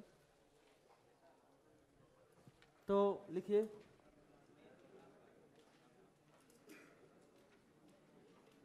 सल्फोनेशन, फिडेलक्राफ्ट रिएक्शन पढ़ लिया आपने, हेलोजिनेशन पढ़ लिया आपने। अब हम लोग पढ़ने जा रहे हैं क्या, सल्फोनेशन, फिर पढ़ेंगे नाइट्रेशन। अब सल्फोनेशन क्या है बेटा, ध्यान सुनना, समझना ध्यान से, बहुत छोटा टॉपिक है ये, लेकिन उतना ही इंपॉर्टेंट है, बहुत एप्लीकेशन है इस छोटे से टॉपिक के। बेंजीन की रिएक्शन जब हम कराते हैं SO3 या SO3H+, ये इलेक्ट्रोफाइल है। प्रोसेस कैसा होता है ये, रिवर्सिबल। सल्फोनेशन का रिवर्सिबल रिएक्शन होना ही इसकी एक सबसे बड़ी क्वालिटी है, बहुत बड़ी क्वालिटी है। यानी इसको हम लोग कहीं पे भी रिएक्शन में यूज करेंगे, कहाँ करेंगे, अपने एनसीईआरटी में है, उसको भी डिस्कस करेंगे होगा क्या बेटा, ये है H, H को हटाएगा और ये लग जाएगा, क्या बन जाता है यहां पर SO3H। किसका फॉर्मेशन हो गया, this is called benzene sulphonic acid. क्या बन गया बेटा, बेंजीन सल्फोनिक एसिड का फॉर्मेशन हो गया, बेंजीन सल्फोनिक एसिड। अरे बोलो ना सुनो ध्यान से। अब सबसे इंपॉर्टेंट चीज है ये यहां पर क्या है, इलेक्ट्रोफाइल। आपको सारी चीजें पता होनी चाहिए, एक समरी भी लिखनी चाहिए कि हाँ फ्रीडल क्राफ्ट रिएक्शन में कौन कौन, एल्काइलेशन का इलेक्ट्रोफाइल कौन था, एसाइलेशन का इलेक्ट्रोफाइल कौन था, तो फिर हेलोजिनेशन का इलेक्ट्रोफाइल क्या था, तो सल्फोनेशन का इलेक्ट्रोफाइल कौन था, आने वाले नाइट्रेशन का इलेक्ट्रोफाइल कौन होगा, ये सब आपको पता होना चाहिए। अब प्रश्न आता है कि यहां पर रिएजेंट यूज्ड की बात करने जा रहे हैं। तो बताओ, सबसे पहले हमने ले लिया आपके सामने, दैट इज कंसंट्रेटेड H2SO4। बहुत ध्यान समझना, कंसंट्रेटेड H2SO4 आपने पढ़ा है कि वाटर में प्रॉपर्टी पाई जाती है सेल्फ आयोनाइजेशन की। बोलो ना, एक H+ दे देता है और एक H+ एक्सेप्ट कर लेता है। अरे बोलो, यानी वो आपस में खेलते हैं एसिड बेस बनके। क्या खेलते हैं, एसिड बेस। उसी तरीके से अगर कंसंट्रेटेड H2SO4 की बात करें तो मैंने लिखा बेटा, this is the concentrated H2SO4 plus concentrated H2SO4 को मैं लिखने जा रहा हूं HOSO3H। ये बिहेव करेगा, एक इसमें मॉलिक्यूल बिहेव करेगा एज ए एसिड की तरह और दूसरा एज ए बेस की तरह, आपस में एसिड बेस खेलेंगे। यानी अगर ये एसिड की तरह बिहेव कर रहा है तो क्या ये H+ और HSO4- में टूट जाएगा कि नहीं टूट जाएगा बेटा, बोलो। और ये इसका क्या हो जाएगा, प्रोटोनेशन। इसने H+ दिया, क्या हो गया, प्रोटोनेशन। अरे बोलो, तो ये कैसा बिहेव कर रहा है, बेस की तरह। बेस की तरह बिहेव करेगा तो यहां से क्या होगा, पानी निकल जाए। क्या बना बेटा, ध्यान सुनो, क्या SO3H पर चार्ज कौन सा आ गया, पॉजिटिव, प्लस क्या निकल गया बेटा, पानी। क्या बच गया है बेटा, HSO4-। क्या बच गया है, HSO4-। क्या SO3H प्लस यहां एज ए इलेक्ट्रोफाइल आपको नजर आ गया बेटा, अरे बोलो ना। अब सुनना मेरी बात ध्यान से, ये इलेक्ट्रोफाइल है, या SO3H को क्या आप बेटा ध्यान सुनना, यहां पर लिख सकते हो OH और यहां पे पॉजिटिव चार्ज, यहां से H+ क्या है, निकल गया। क्या इसने यहां से बॉन्ड बना लिया कि नहीं बना लिया, बॉन्ड बना लिया। तो अब आपके सामने जो नजर आ रहा है, क्या S double bond O double bond O double bond O, क्या SO3 बन गया कि नहीं बन गया बेटा, this is also a electrophile. Polar pi bond है कि नहीं बेटा, this is also a electrophile. अरे बोलो, तो ये हमारे सामने क्या है, कंसंट्रेटेड H2SO4 हमने यूज किया, तो सोर्स ऑफ क्या हो गया बेटा, that is a source of electrophile. अरे बोलो, दूसरा ध्यान समझना बेटा, दूसरा हमने आपके सामने लिया है, that is called as fuming sulphuric acid. क्या लिखा बेटा, फ्यूमिंग सल्फ्यूरिक एसिड, या इसे क्या बोलते हैं बेटा, बोलो, H2SO7, या क्या बोलते हैं इसको, ओलियम। क्या होता है फ्यूमिंग सल्फ्यूरिक एसिड, जब हम कंसंट्रेटेड H2SO4 की रिएक्शन किसके साथ कराते हैं, SO3 के साथ कराते हैं। एनसीईआरटी में देखोगे तो आपको मिलेगा लिखा हुआ H2SO4SO3, ऐसे लिखा मिलेगा, ऐसे लिखा। ध्यान सुनो बेटा, तो आप यहां देख सकते हो, अगर आप देखा जाए तो देखो H2 कितने हैं, 2, S कितने हैं, 2, ऑक्सीजन कितने हैं, 7, बन गया ना। यानी आपको ये समझ में आ गया होगा एक चीज इसी से कि हम ओलियम कैसे बनाते हैं जब कंसंट्रेटेड H2SO4 की रिएक्शन किसके साथ कराते हैं, SO3 के साथ। फ्यूमिंग धुएं की तरह से होता है, ठीक है ना। अब ध्यान समझना, फ्यूम। अब यहां ध्यान सुनना, अगर हमने SO3 को छुपा लिया तो क्या वो नजर आ रहा है, SO3 को छुपाओगे तो ये आल्सो क्या बना रहा है, SO3। बोलो ना, ये आल्सो किसका सोर्स है, SO3 का। तो क्या आपको लग रहा है SO3 तो ये दे ही रहा है, क्या एक्स्ट्रा एडेड SO3 है। कंसंट्रेशन ऑफ इलेक्ट्रोफाइल बढ़ गया तो रेट ऑफ रिएक्शन, अरे बोलो, अगर आपका कंसंट्रेशन ऑफ SO3 बढ़ रहा है तो रेट ऑफ रिएक्शन भी क्या हो जाएगा। तो ये वाला मेथड कैसा है, this is the best method. कैसा मेथड हो गया, बेस्ट मेथड। अरे बोलो ना, यहां तक कोई डाउट की, अब मेरी बात ध्यान समझना। अगर हम बात करते हैं इसके मैकेनिज्म की, ज्यादा दिमाग मत लगाना मैकेनिज्म पर, बस समझ लो एक बार कैसा है, बहुत इंपॉर्टेंट नहीं इसका मैकेनिज्म। अगर हमने बात करी आपसे ये बेंजीन है और इसकी रिएक्शन कराने जा रहे हैं किसके बाद, हम SO3 के साथ कराने जा रहे हैं। किसके साथ बेटा, SO3। तो आप देखोगे ये क्या है, न्यूक्लियोफाइल, ये क्या है, इलेक्ट्रोफाइल। ये निगेटिव, ये पॉजिटिव, इसने किया अटैक, बॉन्ड टूट गया, खटैक। प्रोसेस कैसा है, रिवर्सिबल। अब देखो यहां पर देखेंगे तो इस बेंजीन के साथ ये आपके सामने पाई बॉन्ड बनना है। यहां चार्ज कौन सा बन जाएगा, पॉजिटिव। ये सल्फर से लिंकेज हो गया, यहां बन गया O-, ये double bond O, double bond O। क्या बताओ ये वाला सेंटर कैसा सेंटर है, क्या ये sp3 सेंटर नजर आ रहा है। यहां क्या नजर आ रहा है आपको, H। ये यहां से क्या स्टेट कर लेगा, H+, और ये बॉन्ड यहां पर क्या एरोमेटाइज हो गया कि नहीं हो गया। आप देख सकते हैं there is a formation of, बोलो क्या यहाँ पे S, इधर क्या आ गया OH, double bond O, double bond O। अरे बोलो ना, यानी बन गया आपके सामने PHSO3H, जिसे बोलते हैं क्या, benzene sulphonic acid, benzene sulphonic acid. इसका सेकेंड स्टेप कैसा होता है, RDS, आयोडीनेशन एंड सल्फोनेशन, याद है कि ना। तो इससे क्या मैकेनिज्म में सबसे इंपॉर्टेंट चीज क्या है कि प्रोसेस कैसा है बेटा, बोलो ये रिवर्सिबल प्रोसेस है। कैसा हो गया, और दूसरा क्या हो गया कि क्या इसमें काइनेटिक आइसोटॉपिक इफेक्ट ऑब्जर्व होगा, यस ऑब्जर्व होगा। यानी अगर CH bond, CD bond, CT bond दे दिया तो बताओ क्या कौन बहुत आसानी से सबसे फास्ट, C6H6, C6D6 और C6T6 में सबसे फास्ट, फिर C6D6 और सबसे लास्ट में C6, यानी KI यहाँ पे ऑब्जर्व है।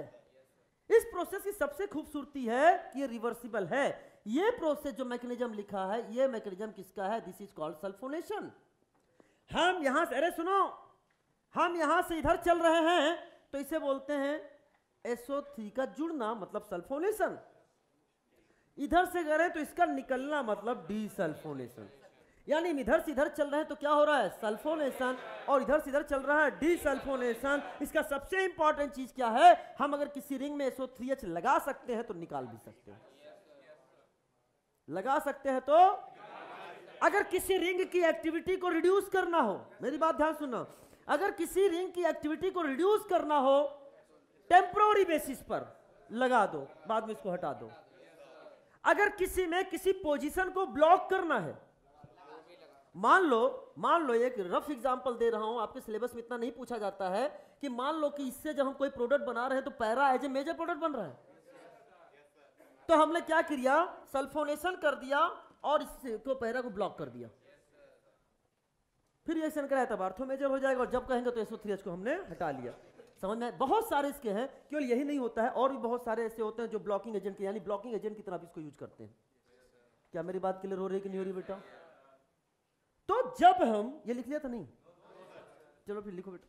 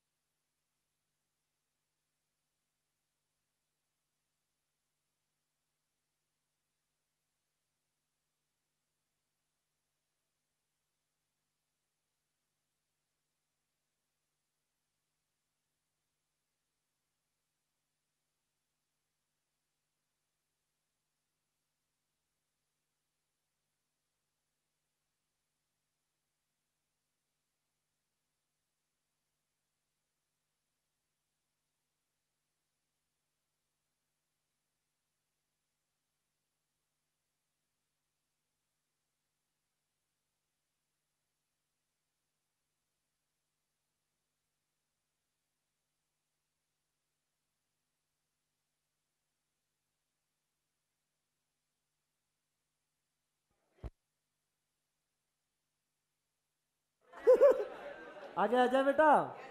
चलो अब सुनो, ये तो हमने बोला सल्फोनेशन। अब क्या है, ये हमारी ताकत कौन है? हमारी ताकत आप है, हमारी ताकत कोई और नहीं है। एक टीचर की ताकत उसके स्टूडेंट के अलावा कोई नहीं होता है, ये बात याद रखना। मैंने हमेशा बोलता हूँ, मैं खुले मंच पे बोलता हूँ, मैं कुछ नहीं हूँ, मैं जो हूँ वो आपके कारण हूँ। ये गलत नहीं है। मैं आज इस प्लेटफॉर्म पे पढ़ा रहा हूँ, आपकी बदौलत पढ़ा रहा हूँ, सिंपल बात है। आ जाओ आ जाओ, सल्फोनेशन। हाँ थैंक यू। Sulphonation SO3H। अब होगा क्या बेटा, ध्यान सुनना। हमने ले लिया H+H2O, बहुत बेहतरीन चीज है बेटा, समझोगे। हम प्रोसेस बाय प्रोसेस आगे बढ़ रहे हैं, चीजों को पीछे से कनेक्ट करते हुए। H+H2O ले लिया, हीट, या फिर पास कर दिया क्या, स्टीम।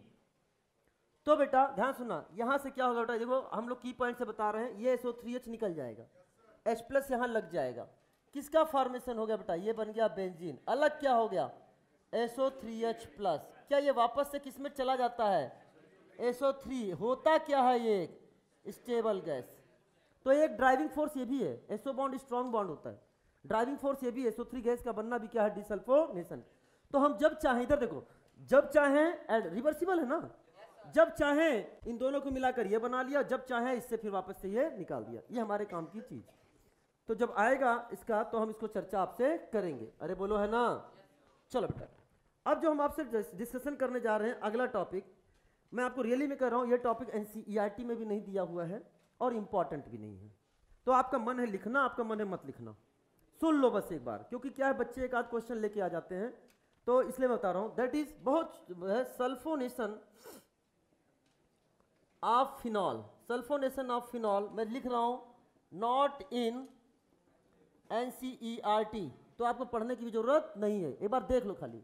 और इसलिए हम इसके बारे में नहीं जाऊंगा कि इसकी क्यों ऐसा हुआ, क्या किंतु परंतु लेकिन पर नहीं जाऊंगा। What is the thermodynamic stability है समथिंग करके एक्सप्लेन है, हम वहां पे नहीं पहुंच जाने वाले हैं।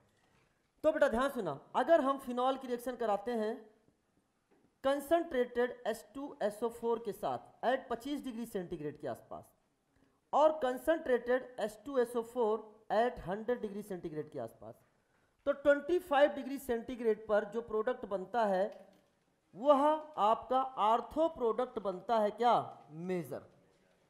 और 100 डिग्री नहीं, पैरा भी बनता है, लेकिन वो क्या बनेगा, माइनर।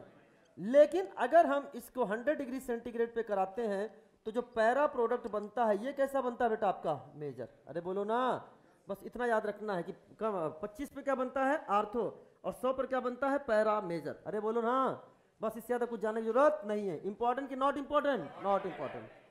अरे है ना। चलो, लेकिन जो अब पढ़ाने जा रहे हैं that is very important. NCERT page number 403।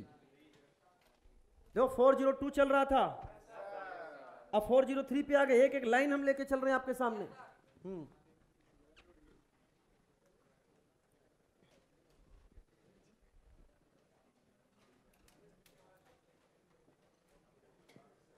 तो अगला है that is sulphonation of aniline, NCERT class 12th, page number 403, page number 403।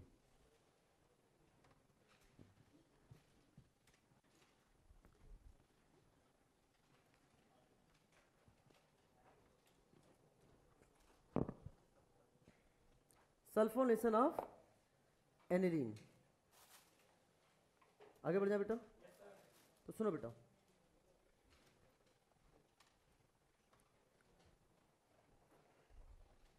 बेटा जो इंपॉर्टेंट ना हो उसको ऐसे लिखो, या तो खुद पढ़े या तो खुदा पढ़े, बाकी कोई ना जुदा जुदा पढ़े, ठीक है ना।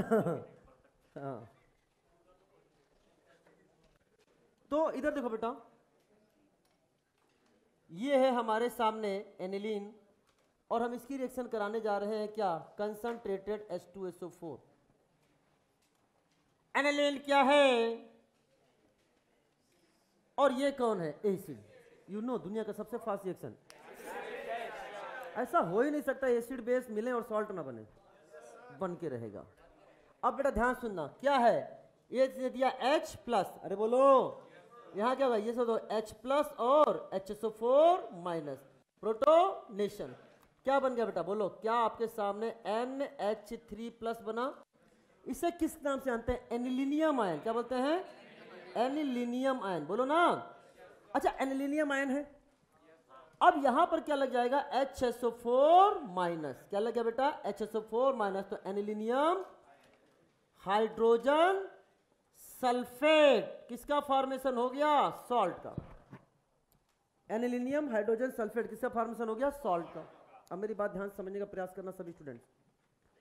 हमने जब टेम्परेचर कर दिया 453 to 473 केल्विन, 45 एनसीईआरटी का डेटा है बेटा, 453 to 473 केल्विन, तो इसमें हो जाता है बेटा क्या, रीअरेंजमेंट। क्या हो जाता है, रीअरेंजमेंट, स्पॉन्टेनियस रीअरेंजमेंट होता है, ठीक है ना। मेरी बात ध्यान समझना, यहां पर आपके सामने चीजों को समझ में आएगा, तो ये यहां पर आ जाएगा NH2 और यहां लग जाता है SO3H, ये रीअरेंजमेंट हो जाता है। क्यों रीअरेंजमेंट होता है, बुक्स लिखती हैं कि यस एक प्रोबेबल मैकेनिज्म हो सकता है, अभी कंफर्म नहीं है, बट फिर भी हम कुछ समझाने का ट्रिक मैकेनिज्म से बता दूंगा, आपको समझ में आ जाएगा। इसका नाम क्या हो गया, NH2 को छुपा दो तो नाम है बेंजीन सल्फोनिक एसिड, पैरा पर लगा है NH2, नाम क्या हो जाएगा, para amino benzene sulphonic acid, sulphonic acid. इसे बोलते हैं हम लोग सल्फानिलिक एसिड। क्या नाम से जानते हैं, सल्फानिलिक एसिड के नाम से जानते हैं, this is called sulphanilic acid. अच्छा एक बात बताओ, क्या ये एसिड ग्रुप है, हाँ। क्या ये अमाइनो ग्रुप है, हाँ। क्या ये अमाइनो एसिड है, हाँ भाई हाँ। और अमाइनो एसिड आता है तो आपस में एसिड बेस रिएक्शन होता है कि नहीं होता है, ये H प्लस दे देगा और वो कौन एक्सेप्ट कर लेगा, NH2 प्लस। तो आपके सामने ऊपर लिख जाएगा क्या बेटा बताओ, NH3 प्लस और यहां हो जाएगा SO3 माइनस। क्या डाइपोलर आयन बन गया कि नहीं बन गया, जिसे बोलते हैं ज्विटर आयन। क्या बोलते हैं, ये आपके सामने फॉर्मेशन किसका हो गया, ज्विटर आयन, जो कि एक स्टेबल आयन होता है, अरे ना। तो maybe there is a formation of zwitter ion is a driving force behind this rearrangement, behind this rearrangement. मेरी बात समझ आया। सर क्या टेम्परेचर याद करना है, हाँ। सर क्यों याद करना, जब 623 केल्विन पूछ सकता है तो ये भी पूछ सकता है। समझ में आया नहीं आया। अच्छा सुनो, मैं ऐसे ही समझाने का प्रयास करता हूं, बेटा ध्यान समझना कि ताकि ट्रिक से आपको याद हो जाए। NH3 इसको बनाने जा रहा हूं, क्या हम इसको NH2H प्लस लिख सकते हैं कि नहीं लिख सकते हैं। क्या हम यहां पर HOSO बताओ बताओ, क्या बेटा आपके सामने, क्या हमने यहां पर O माइनस, क्या HSO4 माइनस हो गया कि नहीं हो गया, NH3 प्लस HSO4 माइनस। हमने क्या किया, यहां से निकाल दिया क्या, पानी। क्या निकाल दिया, पानी। इधर सुनो, क्या ये न्यूट्रल हो गया, न्यूट्रल हो क्या बना लिया, NH2। ये जब यहां पर बॉन्ड बनाएगा तो यहां से क्या बन जाएगा, क्या SO3 बन रहा है कि नहीं बन रहा है। और बताओ ऑर्थो पैरा डायरेक्टिव होगा कि नहीं होगा, पैरा पर मेजर प्रोडक्ट बन गया कि नहीं। अरे हम तो सीधे चीजें तो वही बोलते ना, SO3 फेंक के मारोगे SO3H बनकर चिपकेगा, हमने पहले भी बात करी थी आपको। तो यहां भी तो वही रहा, SO3 फेंक के मारोगे तो SO3H बनकर तो चिपक रहा है, कंसेप्ट अपना वही चलेगा। मेरी बात क्लियर हो रही कि नहीं, और वही याद रहता है एग्जाम में, अरे बोलो ना, याद रहेगा नहीं याद रहेगा, बना लो बेटा बना लो। अच्छा एक चीज और बताता हूं, यहीं पे बताता हूं, अरे रुक जाओ रे। मैंने यहां पर आपके सामने ये बनाया, this is called benzoic acid, ये आपके नॉलेज के लिए छत वाला क्वेश्चन है। अगर इस बेंजोइक एसिड के आर्थो पर हमने लगा दिया NH2, क्या लगा दिया, तो नाम क्या जाएगा, आर्थो बोलो या 2 अमाइनो, अरे बोलो आर्थो या 2 अमाइनो बेंजोइक एसिड, और इसका कॉमन नेम होता है, this is called as anthranilic acid. क्या कहलाता है, ये क्या है, सल्फानिलिक, ये क्या है, एंथ्रानिलिक। उसी के उसमें था तो मैंने आपको बता दिया, समझ में आया ना, 2 अमीनो बेंजोइक एसिड।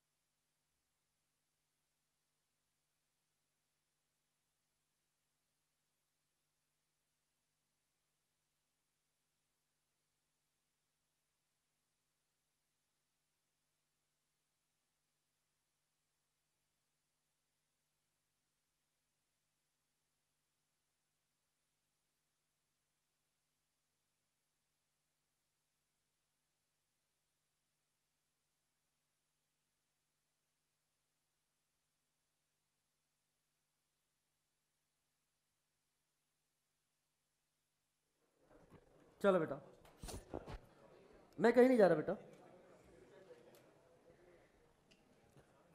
और अगली क्लास में हर बच्चा एनसीईआरटी लेके आएगा।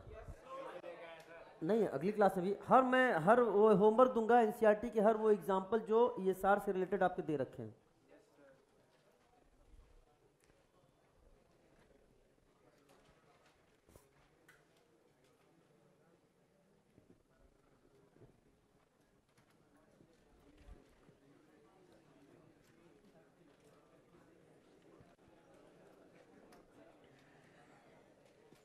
चलो,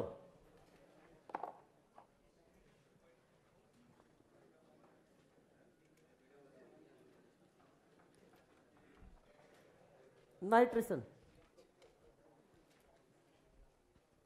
नाइट्रेशन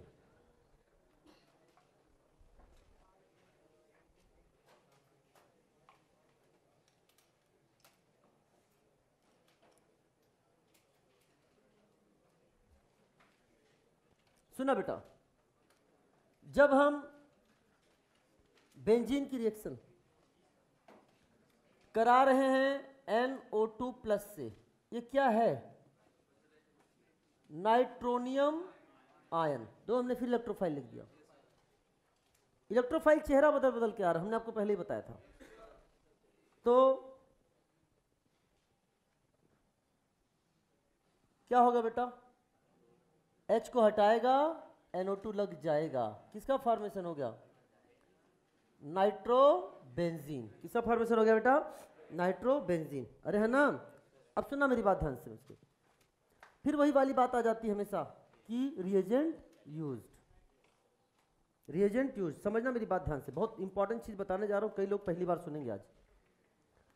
तो अब यहां पे बात आ गया रिएजेंट यूज्ड। सबसे पहले हमने ले लिया कंसंट्रेटेड HNO3। कंसंट्रेटेड HNO, वही वाला H2SO4 जैसे एसिड बेस खेलता था, ऐसे HNO3 भी आपस में क्या खेलेगा? एसिड बेस खेलेगा।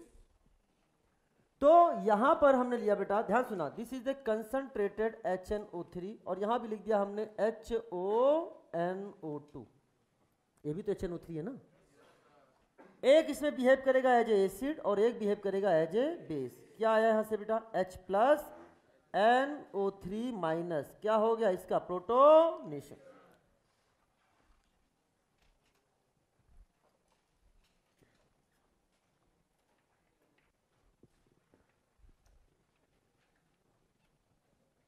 उसने पढ़ रखा है, ध्यान सुना बेटा। तो अब ध्यान सुना, यहां पे अगर आपके सामने लेते हैं तो क्या बना बेटा बताओ? क्या आप देख सकते हो? HONO2 और यहाँ H, यहाँ चार्ज क्या आ गया? पॉजिटिव। हम डायरेक्ट ही पानी निकाल सकते हैं, बट मैं इसलिए लिख रहा हूँ, एनसीईआरटी एकदम इसी तरीके से लिखता है। क्लास 11 की एनसीईआरटी 13.5.5 सेक्शन में जाओगे क्लास 11 में, तो वहां पे नजर आएगा। ध्यान समझना। तो यहां पर अब क्या हुआ? बाद में और क्या नजर आ रहा बेटा? बोलो। NO3 minus. इसे बोलते हैं, this is formation of protonated nitric acid. क्या बन गया बेटा? Protonated nitric acid. ये हो गया बाहर, और क्या बन गया? H2O, और प्लस अलग क्या हो गया? NO2 plus. क्या हमें हमारा इलेक्ट्रोफाइल मिल गया कि नहीं मिल गया? अरे बोल तो दिया करो यार, मिल गया। यानी अगर हमने रिएक्शन कराया, मेरी बात ध्यान समझना, हमने बेंजीन पर रिएक्शन कराया कंसंट्रेटेड HNO3 के साथ, तो प्रोडक्ट क्या बनाओगे बेटा? बताओ। आपने प्रोडक्ट क्या बना दिया? This is the nitrobenzene. Nitrobenzene. मेरी बात बहुत ध्यान से समझने का प्रयास करना। लेकिन अप्रत्याशित रूप से साथ में कुछ और भी बना नजर आने लग जाता है, और वो आपके सामने कुछ ऐसे दिखता है। पैरा बेंजो क्विनोन, या बोल दिया हमने क्विनोन। मेरी बात ध्यान सुनना, this is a oxidized product, और हम इसे बोलते हैं प्यार से कचरा। क्या बोलते हैं? कचरा। जो काम का नहीं वो कचरा बोलते हैं। टेरी ऑक्सीडाइज्ड प्रोडक्ट। एनसीईआरटी ने जहां लिखा है, मैं आपको बताऊंगा, मैं बताऊं क्या है टेरी ऑक्सीडाइज्ड प्रोडक्ट। क्या होता है टेरी ऑक्सीडाइज्ड प्रोडक्ट? टेरी कोल्टार जानते हो ना, कोल्टार, टार टार टार जानते हो ना, हाँ समझ में आई ना। तो वो इसी तरह से प्रोडक्ट होता है, टार टाइप का प्रोडक्ट, कोल्टार टाइप का प्रोडक्ट, समझ में आई ना, टेरी ऑक्सीडाइज प्रोडक्ट। मेरी बात ध्यान से समझना। अब हुआ क्या सर, ये क्यों बना, यही बात समझाना है। सुनो मेरी बात ध्यान से, लिखने वालों मेरी बात ध्यान सुनो, जब ये तुम समझोगे तभी तुम अगला रिएजेंट समझ पाओगे।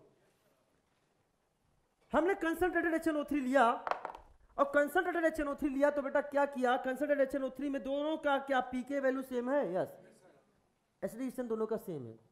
तो तुम कैसे बोल सकते हो कि एक एसिड की तरह बिहेव करेगा और एक बेस की तरह बिहेव करेगा। थोड़ा बहुत H प्लस देगा, थोड़ा बहुत H प्लस देगा, थोड़ा बहुत प्रोटोनेशन होगा, थोड़ा बहुत प्रोटोनेशन होगा, थोड़ा बहुत प्रोटोनेटेड नाइट्रिक एसिड बनेगा, थोड़ा बहुत प्रोटोनेटेड नाइट्रिक एसिड बनेगा, थोड़ा बहुत NO2 प्लस बनेगा, थोड़ा बहुत NO2 प्लस बनेगा, तो थोड़ा बहुत नाइट्रोबेंजीन बनेगा, तो ज्यादा से ज्यादा HNO3 क्या इसी फॉर्म में रह जाएगा। बाल्टी भरकर HNO3 लिए थे, चम्मच भरकर प्रोटोनेशन होता है, चम्मच भरकर NO2 बनता है, चम्मच भरकर NO2 प्लस बनता है, चम्मच भरकर नाइट्रोबेंजीन, यानी पूरा बाल्टी भरकर भी HNO3 बचा है। किस फॉर्म में, concentrated HNO3 acts as a oxidizing agent. अब वो क्या करेगा, इस बेंजीन रिंग को भी क्या कर देगा, ऑक्सीडाइज कर दे, इसलिए बोला ऑक्सीडाइज प्रोडक्ट। और याद रखना आज के बाद अगर बेंजीन या एक्टिवेटेड बेंजीन रिंग नजर आ जाए, क्या बोला, बेंजीन या एक्टिवेटेड बेंजीन रिंग नजर आ जाए आपके सामने, तो उसके जितना ज्यादा एक्टिविटी उसकी बढ़ती जाएगी, जितना ज्यादा उस पर डोनेटिंग ग्रुप लगता जाएगा, उसके ऑक्सीडाइज होने की प्रॉपर्टी बढ़ती जाएगी। मैं आगे इसकी चर्चा करूंगा। और याद रखना कि बेंजीन या एक्टिवेटेड बेंजीन लाइक कोई भी मॉलिक्यूल आएगा तो उन सबका ही ऑक्सीडाइज प्रोडक्ट क्या बनता है, पैराबेंजोक्विनोन। इवन फिनॉल लेंगे तो भी उसका ऑक्सीडाइज प्रोडक्ट क्या बनेगा, पैराबेंजोक्विनोन बनेगा। मेरी बात समझ में आया।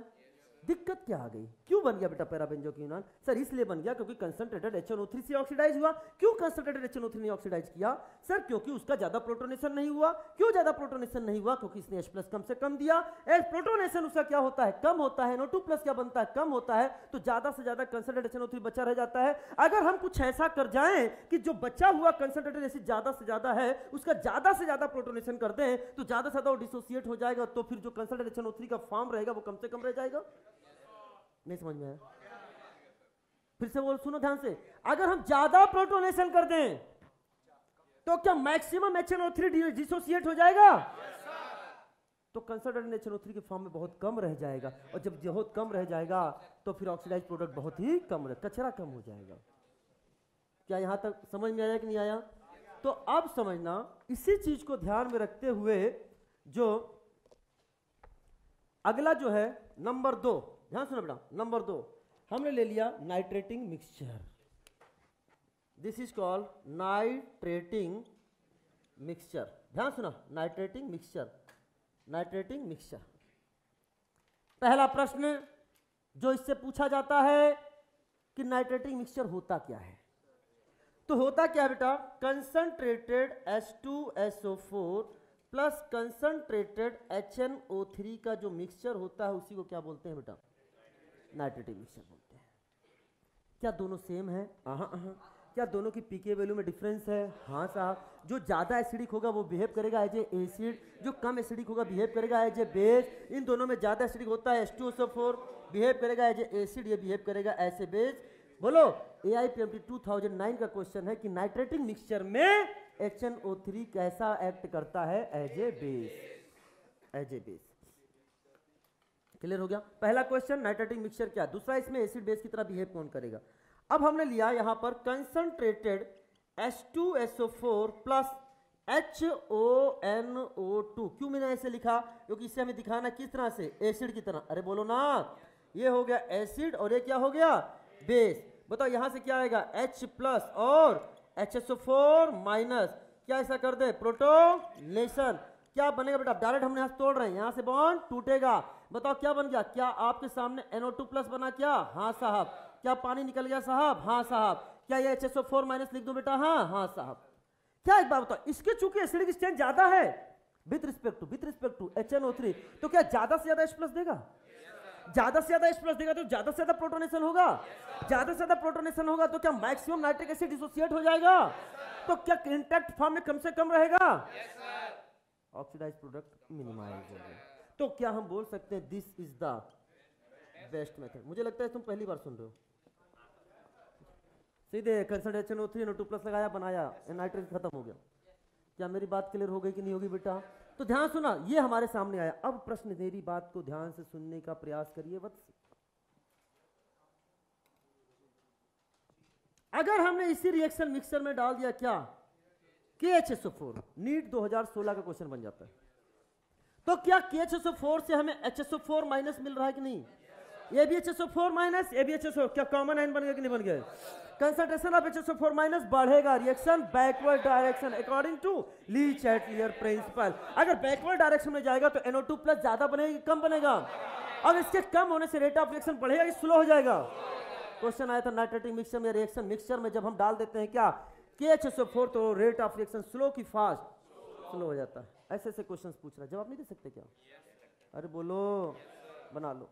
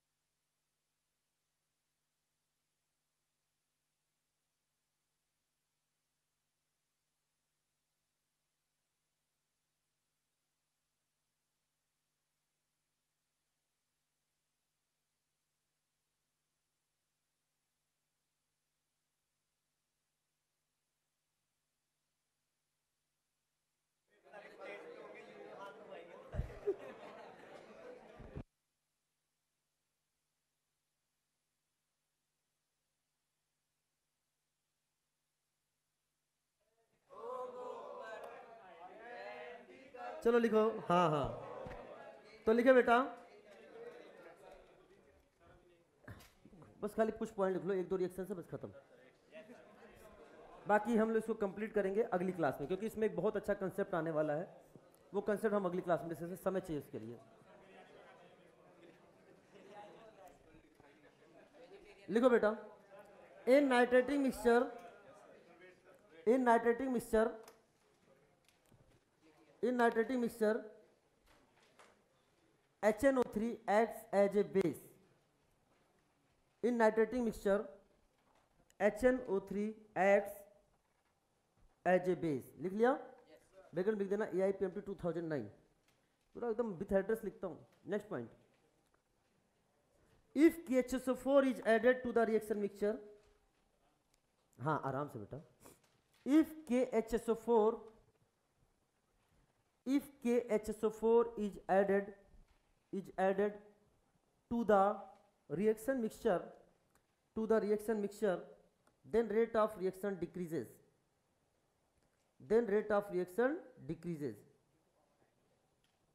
क्यों होगा? Equilibrium shift in backward direction according to Le Chatelier principle. अरे है ना?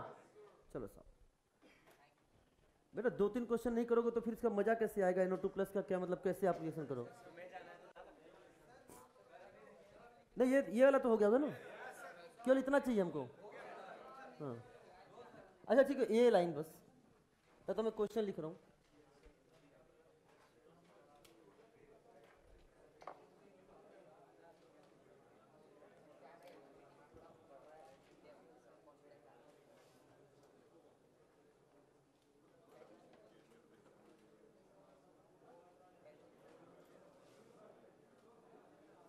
हेलो,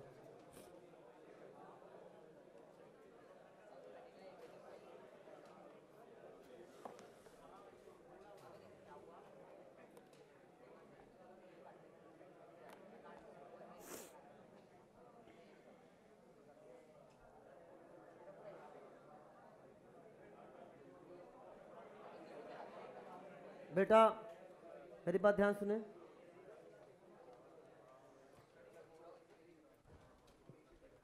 आगे बढ़ जाए बेटा। बस खाली 2-3 क्वेश्चन करेंगे और नाइट्रेशन ऑफ फिनॉल हम लोग पढ़ेंगे अगली क्लास में, ताकि इससे रिलेटेड एक आध एग्जांपल्स हो जाए। एग्जांपल्स में टाइम थोड़ी लगता है बेटा।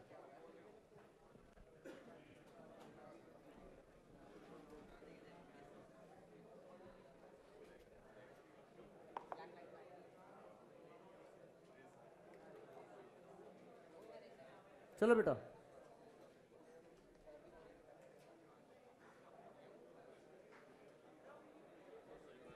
इधर सुनो, ये बेंजीन है, यहां ले लिया हमने concentrated HNO3 plus concentrated H2SO4, क्या कहलाता है बेटा ये? Nitrating mixture. अगर केवल NM लिख देंगे तो भी तुम समझ जाना क्या है, नाइट्रेटिंग मिक्सचर। सीधे प्रोडक्ट बताओ क्या बनाओगे? नाइट्रोबेंजीन। बेहतरीन जवाब दो, क्वेश्चन समझना बेटा। बना दिया आपने नाइट्रोबेंजीन। हम चाहते हैं कि इस पे नाइट्रेशन और कराया जाए। मेरी बात ध्यान सुना, दिस इज कॉल्ड नाइट्रोबेंजीन। हमने कहा इसका नाइट्रेशन और कराया जाए, तो हमने क्या ले लिया? फिर से concentrated H2SO4 plus concentrated HNO3। हम केवल क्या लिख सकते हैं यहाँ पे? Nitrating mixture. किंतु परंतु लेकिन क्या NO2 लग जाने से डीएक्टिवेटेड हो गया रिंग? क्या डीएक्टिवेटेड रिंग? और डीएक्टिवेटेड रिंग होने से क्या अब उसी टेम्परेचर पे, ये हटा रहा हूं क्या उसी टेम्परेचर पे रिएक्शन हो पाएगा कि टेम्परेचर बढ़ाना पड़ेगा? टेम्परेचर बढ़ाना पड़ेगा। तो हमने ले लिया 80 से 100 degree centigrade, 80 to 100 degree centigrade. तब जाकर एक और, चूंकि वो मेटा डायरेक्टिंग है इसलिए इसके मेटा पर एक NO2 जाके और ले जाता है, दैट इज बोला मेटा, अरे बोलो क्या बोलते हैं? Meta dinitrobenzene. अरे बोलो डाइनाइट्रोबेंजीन। मेटा पे लगा तो गया डाई नाइट्रोबेंजीन। इसे हम लोग बोलेंगे क्या? DNB। किस नाम से रहता है बेटा? DNB। अरे बोलो ना। हमने कहा नहीं साहब, हम एक बार और क्या कराने वाले हैं? नाइट्रेशन कराने वाले हैं। क्या हम केवल NM भी लिख सकते थे? हाँ। तो बेटा मैं बार बार इसलिए लिख रहा हूं ताकि तुम्हें याद रहे नाइट्रेटिंग मिक्सचर होता क्या है। तो अब बताओ, रिएक्शन उसी टेम्परेचर पर होगा कि अब ज्यादा डीएक्टिवेटेड रिंग हो गया? मोर डीएक्टिवेटेड रिंग हो चुका है। तो टेम्परेचर कितना लोगे? अब हमें 100 डिग्री सेंटीग्रेड से ज्यादा लेना पड़ेगा टेम्परेचर। तो बेटा ये एग्जाम में नीट में आ चुका है बेटा, ध्यान सुनना। AIPMT के रूप में आया है NO2 चूंकि मेटा डायरेक्टिंग है तो क्या है, इसके मेटा पर लग जाएगा। There is a formation of क्या? Try nitrobenzene.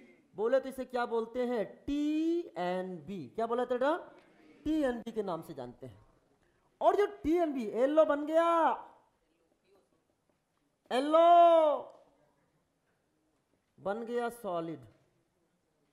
और ये कैसा होता है? एक्सप्लोजिव। कैसा होता है बेटा? एक्सप्लोजिव। समझ में आया कि नहीं बेटा? तो इस तरह से आपने देख लिया कि किस तरह से आपने टेम्परेचर पूछेगा। बताओ 80 to 100 डिग्री सेंटीग्रेड पे क्या बनाओगे? तो क्या बनाओगे? DNB। मोर देन 100 पे TNB। अगर हमने आपके सामने बेटा इधर देखो, ये ले लिया क्या? Toluene. This is A toluene. और हमने यहां पर ले लिया नाइट्रेटिंग मिक्सचर NM। बताओ प्रोडक्ट क्या बनाओगे? क्या ये ortho Meta, ortho para directing है? तो यहां आ गया CH3, यहां आ गया NO2, ये बन गया आर्थो वाला product. Plus plus plus plus plus plus plus क्या आ गया? CH3, यहां आ गया NO2। कौन सा बन गया? पैरा वाला। मेजर कौन बनता है? आर्थो। ये आपको याद रखना है, डेटाबेस है अभी इतना समझ लो, ये आपको याद रखना है कि इस केस में आर्थो क्या बनता है? मेजर बनता है। अरे है ना? चलो साहब, लेकिन अगर हमने यहां पर ले लिया CH3 टॉलुइन, क्या है बेटा ये? टॉलुइन। और हमने ले लिया concentrated H2SO4 plus concentrated HNO3 access में ले लिया। क्या ले लिया? एक्सेस में, और हीट दे दिया। तो क्या ये आर्थो पैरा डायरेक्टिंग है कि नहीं बेटा?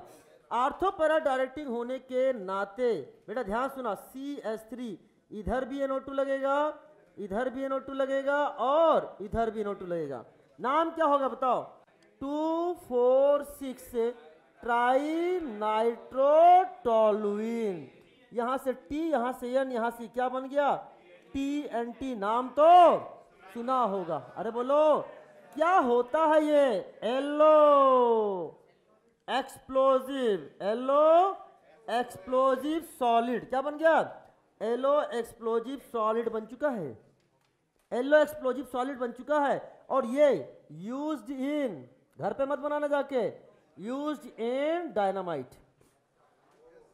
अरे ना, यूज्ड इन डायनामाइट। मेरी बात समझ में आ रही नहीं यार बेटा? अरे बोलो, नाम सुना है ना? अच्छा, डायनामाइट बनाने में वो भी यूज होता है। पूछो क्या? किसल घर। किसल घर, अरे है ना, डायटोमेसियस अर्थ, समझ में आया? शॉक एब्जॉर्बर के रूप में भी इसको यूज करते हैं। अरे बोलो, क्या मेरी बात समझ में? क्या मैं सही हूं? मैं एकदम सही हूं। आपको पढ़ाया जाता है। अगर मैंने यहां पर ले लिया बेंजोइक एसिड, क्या ले लिया बेटा? एग्जाम्पल कहां से उठाया गया है? और हमने ले लिया यहां पर concentrated H2SO4 plus concentrated HNO3। क्या ये मेटा डायरेक्टिंग होता है कि नहीं होता बेटा? तो यहां पे आएगा COOH और यहां पे आ जाएगा NO2। अरे बोलो ना, क्या बन गया? Meta nitro benzoic acid. And the last question of the today session, जो कि हम आपको पहले ही डिस्कस कर चुके हैं किसी और रूप में, ये एम्स का क्वेश्चन बताया था ना। अगर हमने यहां पर आपके सामने ले लिया नाइट्रेटिंग मिक्सचर, क्या होता है ये? Concentrated H2SO4 plus concentrated HNO3। बता, मेरे पास रिंग A और B दो हैं, बताओ A में या B में? क्यों रे? क्योंकि ये क्या है? प्लस M, यहां माइनस M, तो किस में जाएगा? B में। मेजर प्रोडक्ट आर्थो की पैरा? मेरी बात समझ में आया ना? मैंने आपसे बोला था पहले ही कि हम इस क्वेश्चन को आगे करेंगे, और आप देख सकते हैं कि आपने यहां बना दिया this is the major product. आया कि नहीं आया बेटा? सिंपल से। अब इतने के लिए अब आप अगले क्लास का इंतजार करते इस तरह से। अब अगले क्लास में कुछ नया लेके आएंगे ना हम लोग। अगले क्लास में क्या पढ़ा? Nitration of phenol and nitration of aniline from NCERT। और उसके बाद से सुनो मेरी बात, हम लोग फिनॉल का ESR पढ़ेंगे। Phenol Rymer timer reaction, Kolbe Schmitt reaction या कोल्बे रिएक्शन। अरे बोलो, और यहीं पर हम लोग बनाना सीखेंगे DDT और फिनोप्थलीन। और इसको कंप्लीट करने के बाद मैं पूरा नाइट्रोजन कंटेनिंग कंपाउंड का बेंजीन डाइजोनियम के रिएक्शन भी यही कंप्लीट करेंगे। बेंजीन डाइजोनियम कंपाउंड जो होते हैं, बेंजीन डाइजोनियम क्लोराइड, वो NSR भी शो करता है और ESR भी। NSR चूंकि हम पहले पढ़ चुके हैं, ESR चूंकि हम खत्म कर रहे हैं, इसलिए यहां पर दोनों कंपैरिजन भी तुमको अच्छे से समझ में आ जाएगा। और जैसे ही हमारा अमाइन खत्म होगा, ये वाला बेंजीन डाइजोनियम क्लोराइड वाला पोर्शन, हम लोग आ जाएंगे oxidation and reduction in organic compound. Wish you all the best. मस्त रहो, जबरदस्त रहो, पढ़ाई में हमेशा बेस्ट रहो। Welcome to you all.